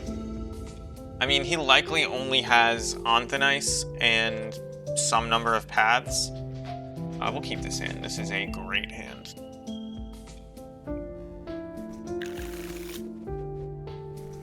This threatens to kill him on turn 3 if he plays foolishly. Is he a red-white deck, or he's just playing this for like the free ramp sometimes? I don't actually know. The Goblin land first, and not the one you're thinking of, not Anti-Sobble. So, we both have Aether Vial here, so if this game goes long, it's gonna be one of those games. If you know what I mean. Is it opponents? No, he's just turned off his own Aether Vial as well, which I'm okay with. I suppose he can turn it on whenever he wants. But... I mean, I think I'm fine with this, and I'm just gonna play Snoop. Most of his... Well, he's like very ostentatiously, very conspicuously playing these snow-covered plains. You can hit me for 2. You'd like. I would like to keep Phyrexian Revoker in play, for as long as I want it to be in play.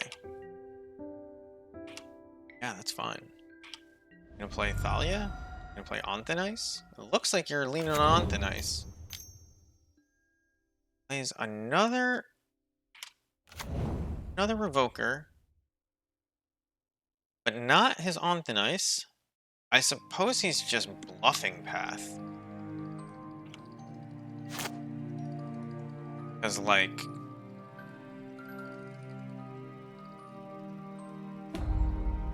Oh, he named Aether Vial twice!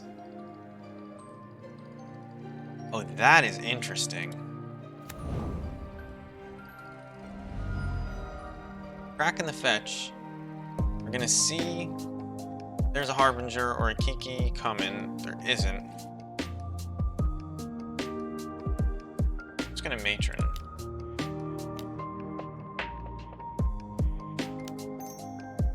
And I guess we just put the Harbinger in our hand and make him regret not naming Snoop.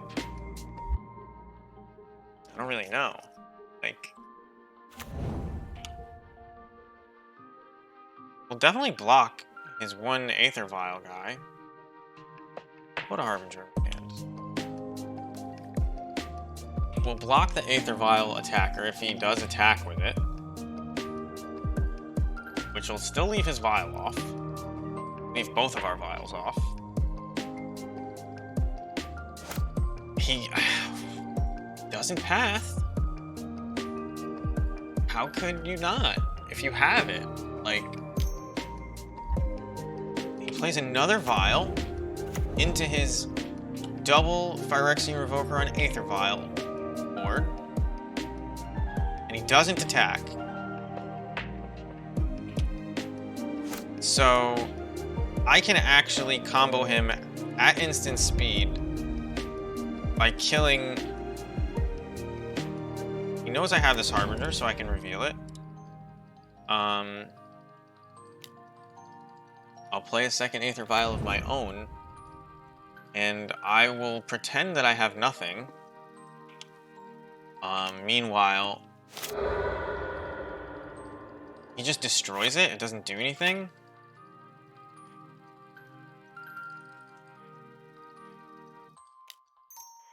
All right. In response,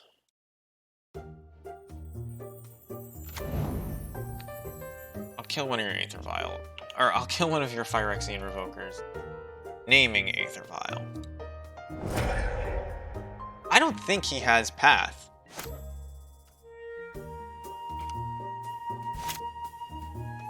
Maybe I'm allowing him to draw it, though.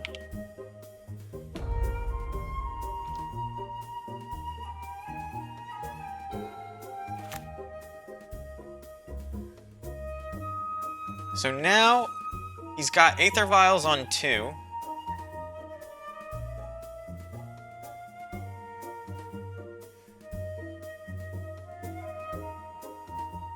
I think I'm supposed to wait. Yeah, I'm supposed to wait. So it's a yes and then a no. Yes. Okay. No.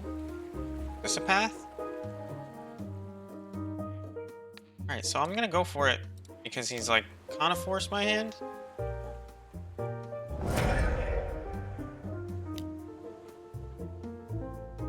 Alright, we won.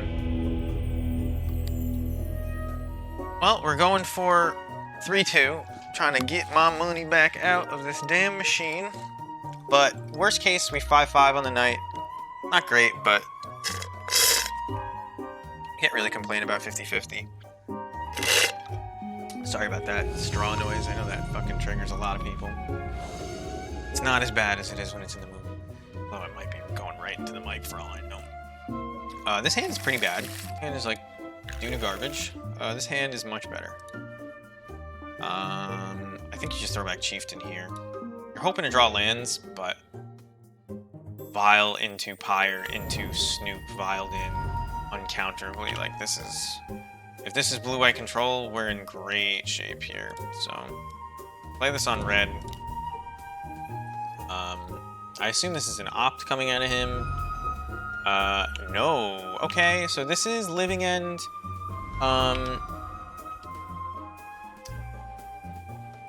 If we don't get a Skirk Prospector or a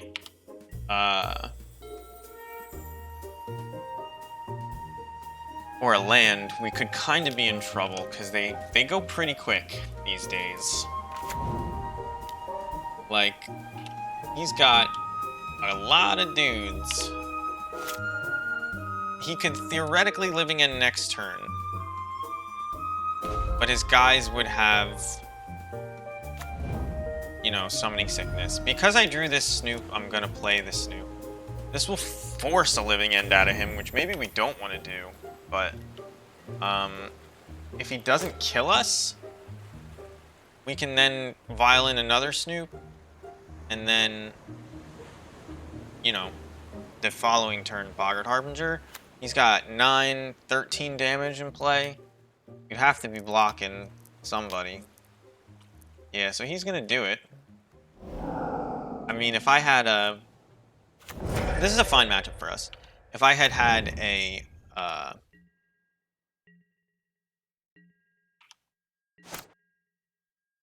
what do you call him in play? Skirk Prospector. This is just like a no-brainer, easy. We don't die here. So we're gonna play this Mog War Marshal. We've sort of tipped our hand because he saw that we have a munitions expert and we're not playing it. Or we're not using the Vile on the War Marshal, but he's just not going to attack with this guy.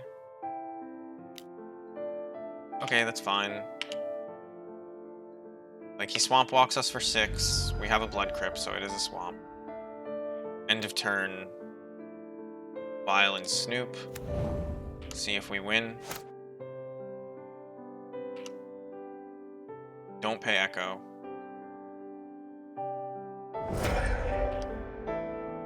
Kind of want things in the graveyard if he's forced to cast. There's an instant speed cascade in his deck, right? We might even have a Harbinger on top here. No such luck. Guess.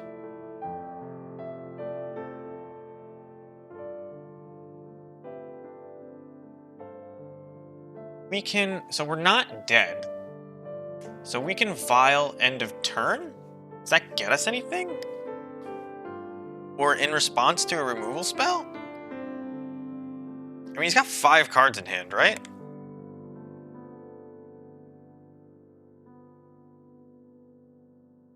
It must just be smart to wait. And we can even kill one of his Swamp Walkers.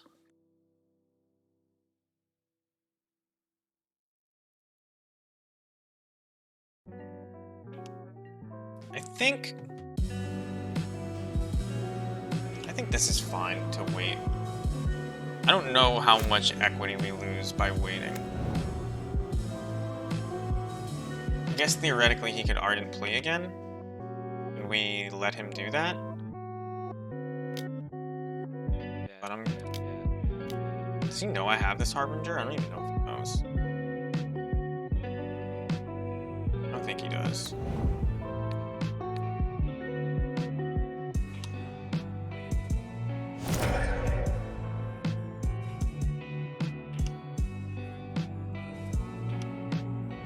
So we take 3. I'm gonna try it.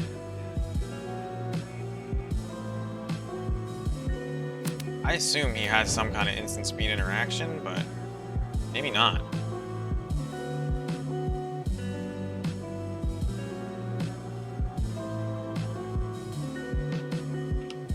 Doesn't look like it. Put Eeker on top. Wait a second, how come he's got priority before I do? What? Okay. I mean, he has something. But I gotta go for it. We only got priority because he started to cast something. I don't really know if a living end is bad for us here or good for us, to be honest.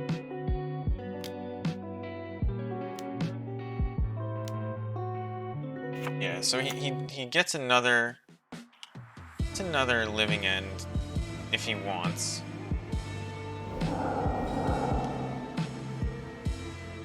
So we're gonna draw Kiki Jiki.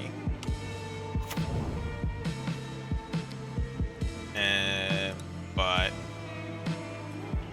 we can make copies of like Mog War Marshal to pyre away, theoretically. We can make copies of Snoop to pyre away, actually.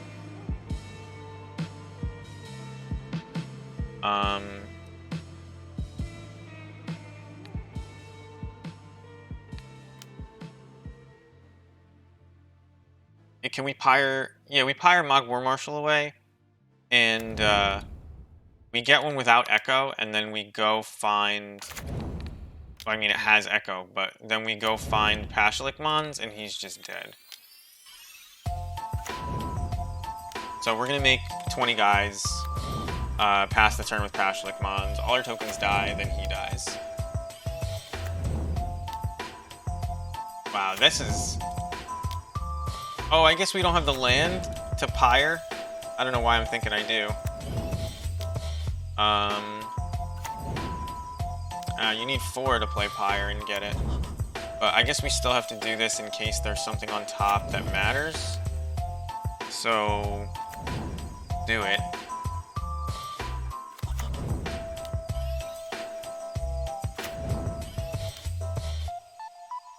It's like you're kind of just... You're required to do this, just in case. Alright, so we have enough. Turn off auto yields.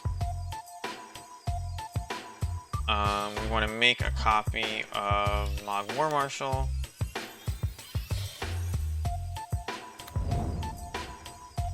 Now we can't make any more copies, but we're going to draw this Kiki anyway.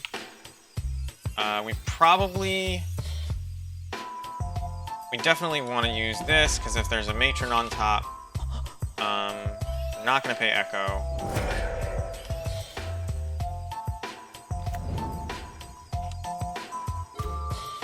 There is a matron on top, so he's dead.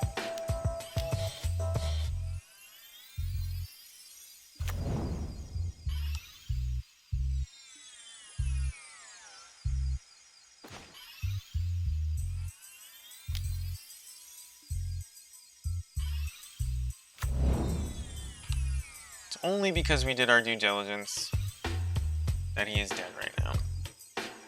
But this is a good matchup for us. So you definitely want to keep in all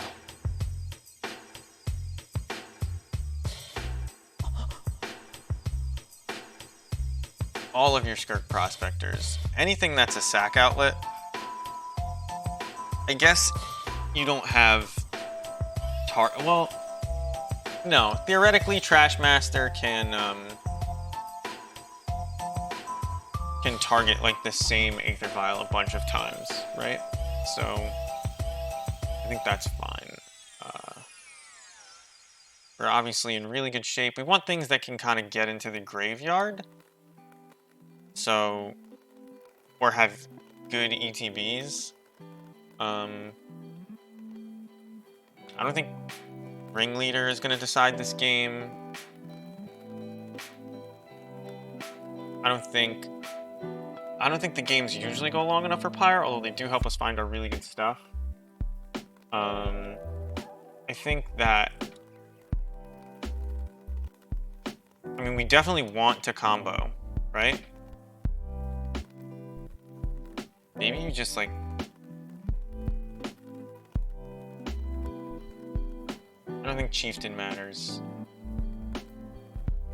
I guess you can shave a vial. Maybe you just shave 2 vials. Because you really want to play Prospector on turn 1, so vial gets worse anyway. We're on the play, so this is way worse than it looks like. Or we're on the draw, excuse me. So this is way worse than it looks like. On the play, I could see keeping Trashmaster maybe, but this is a pretty big mulligan, I think. And this is a great hand, just because you've got Skirk Prospector to Violin at instant speed if he really does any shenanigans. I mean, we have to draw lands, but this Skirk is staying in play if we... There's a lot of things we can draw here. That's really what it comes down to. He Gemstone Caverns and almost... Okay.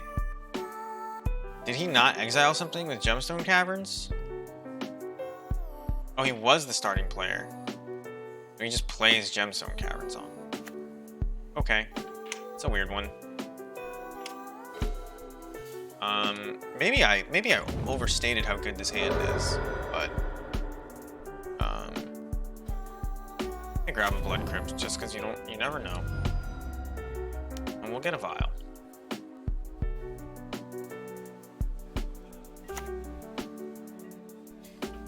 The thing about Prospector is that it allows you to actually build your board, which is a good thing.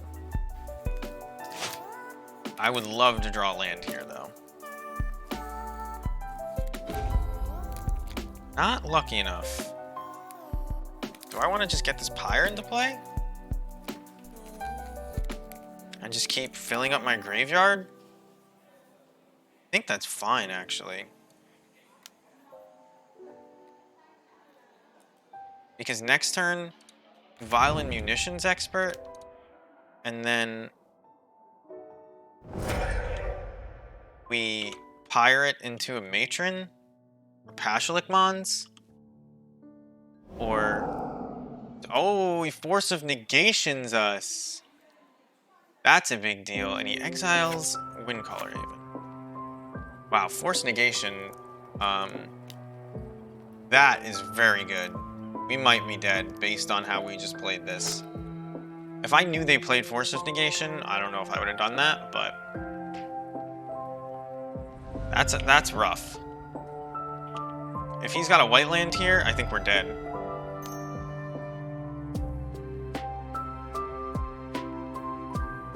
Although, maybe not drawing the land put me dead to white land anyway.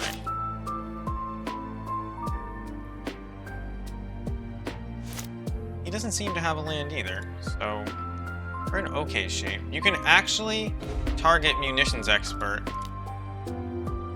and this promises to ruin this guy's day if he doesn't find another white land. So... He exiled Street Wraith instead of Force of Negation. Was that a misclick?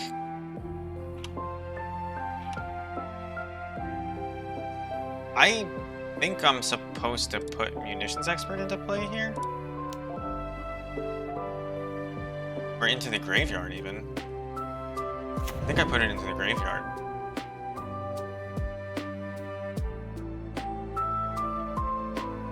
No, you know what? I'm not going to put it into the graveyard. I'm just going to get into play. Because I'm taking up this Vial. I'm holding open Relic.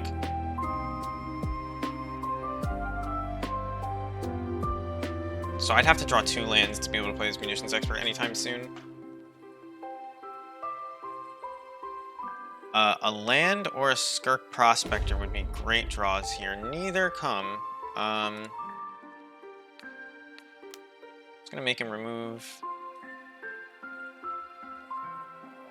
I could theoretically just get Skirk Prospector right now and hold that mana open to, you should be exiling your Force of Negation, bro.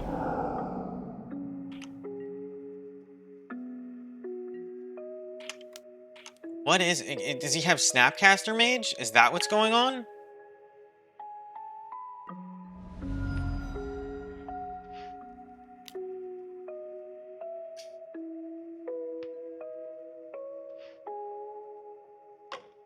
I'm gonna do this and grab Prospector, but I'm not gonna play it because it's too risky if he has like Remand.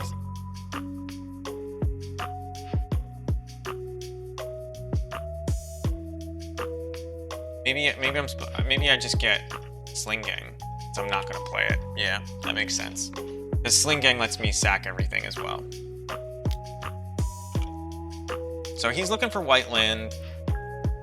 Even if he gets it, I have this relic in play. Doesn't find white land. Doesn't find green land, red land. Like, he gets Spiralift, but he can't play any of his Exalted shit right now. He can put more stuff into the graveyard, but that seems really bad.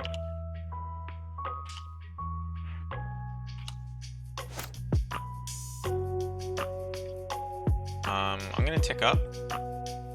And from now on, I have Sling Gang Lieutenant on speed dial.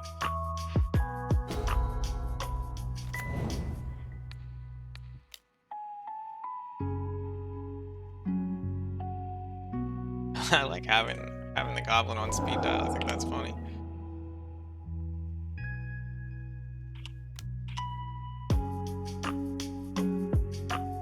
We're just gonna slowly beat this guy to death while he can't do anything about it. And if he somehow outplays our Relic of Progenitus, which I don't think he can, then we'll Violence Sling Gang and we'll be the guys with everything in play as well. I think most people concede here. The last 2 times I played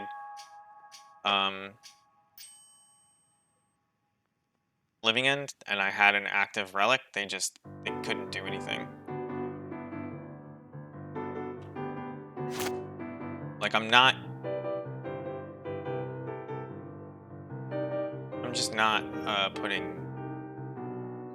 doing anything here. Making no moves. No reason to. Like, what can he do? Double? He doesn't even have any guys in his graveyard anymore. Not enough scary ones. And he continuously doesn't play the Force of Negation. So he shocks my 1/1. I'm gonna target him with the thing before that's relevant.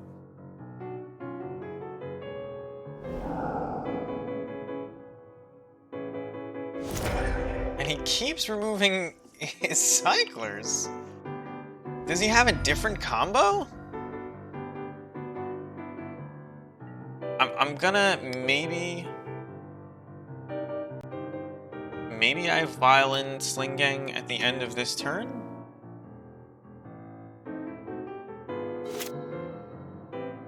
Because, like, I can also not sack my whole board, pop Relic.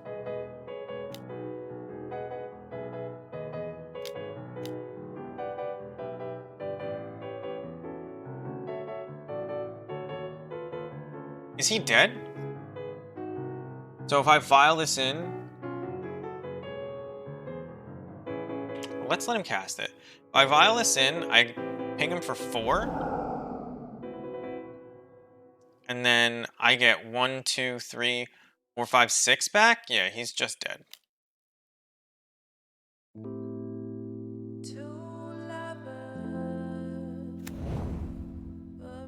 He's already cast it. He doesn't have an option here. Yeah, I forgot the next couple lines, but there it goes. And now that he's let my trigger resolve, think it's deterministic.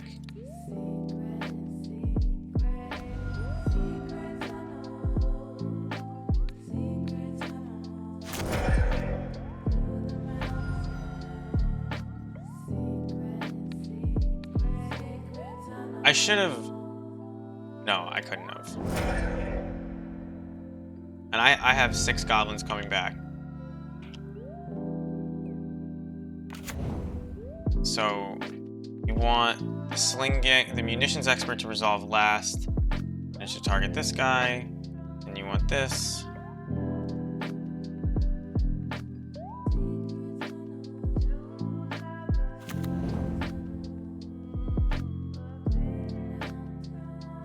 Yeah.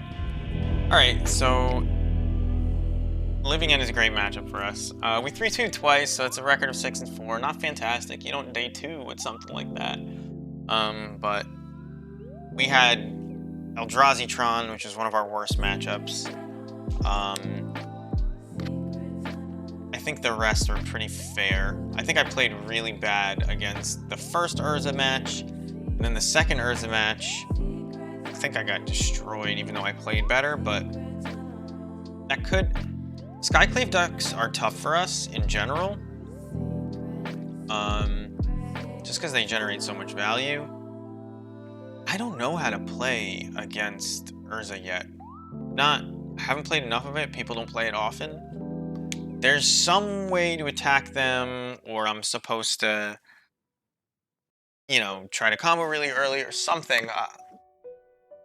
It just feels like out of nowhere, like, there's 2 ways the game can go. They get an Emery into hand really early, or into play really early, and you can't kill it because you don't have your munitions experts. So you're kind of screwed as they draw 1,000,000 cards a turn. Like, that's one way. And then there's like the second way, which is they kind of do nothing for a while, they counter a couple of your things, and then out of nowhere they have 1,000 mana. We don't care about their combo until it also has Urza, so they need a 3-card combo to kill us. Unfortunately, they get engineered explosives, they get all these cards that just pick apart our ways to deal with them, because we can't deal with their combo at instant speed. That's really what it is. So maybe these Dreadbores should be a Braids, if that becomes a big deck. Right now, I'd much rather be able to kill Planeswalkers and the bird all the time, Big Bird. But these being a Braids kill artifacts, they kill the Big Bird with no prowess triggers, and they only cost 1 red mana. So, like, you can cast it off of Cavern of Souls. The Braid, not bad. Maybe if the Urza deck becomes a problem, you play Braids over some number of these. Like, this becomes another Fatal Push, and then 2 of Braids instead of 2 of the Dreadbores. Because the Urza deck is very difficult to beat, and without real dedicated sideboard hate beyond Pithing Needle, I don't see a way for us to make that matchup close to fair. But anyway, that's going to be it for me. Thank you to my 2 subscribers today, Kalante and Mardok, if you're still around. I appreciate it. Brings the total up to 4. Pretty neat. Just got affiliate a little while ago. I know, I don't expect that number to grow a ton. Very tight-knit community, we goblins. And I appreciate you putting up your primes for me. So, oh, actually, Rope Burn, not even with the prime, just a straight up tier 1. So, but thank you to everybody. Follow to get notifications. It says I'm playing Magic, I'm playing Goblins, I'm playing Modern. Very rarely will I have like an arena stream because I want to draft or something, but just been grinding this deck out, and we've been doing decently well with it. I mean, I bought in once or twice. I played a bunch of $30 tournaments at the beginning that I fucking wiped out of, but they were limited. We have all these QPs. I can't play in the qualifier coming up. My girlfriend's birthday tomorrow. It's actually her birthday right now. Happy birthday if you're watching. So I won't be on tomorrow, and likely not Saturday, but we'll see. You might be getting a fancy new toy she wants to play with on Saturday. So she just bought a big old tablet for drawing and stuff. So she might just she might tell me to get lost so she can draw for hours. Anyway, thank you again, everybody. I'm not gonna rate anybody. I have the 2 viewers. You know what? Maybe I should. We'll take a look. Stick around if you want to be part of the raid. Don't feel obligated. I'm gonna raid whoever I want to watch, which is usually the Ham at this hour.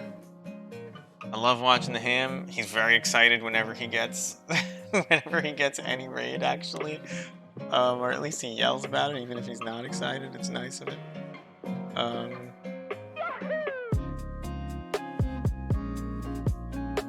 I don't know who Team J-Bro is. I've never seen him. I think if there's a modern... Oh, Mana Symbol's playing Tracker Urza? I don't know, but he's playing the green Urza. That I think we can beat.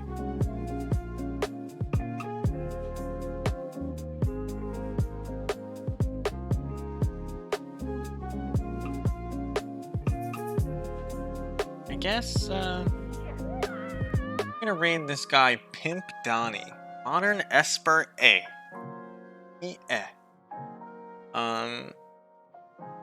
Seems like a fun enough deck to watch.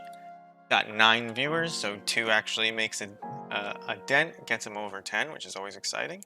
So I'll be there for at least a little while. I don't know how long he's gonna be streaming, but I'll see you guys over there. Thank you for joining me. I usually stream weekdays around 8 to 9 p.m. when I can. And when I can play in these weekend events, because there's not holidays and birthdays, I'll do that too. But anyway, I'll see you around.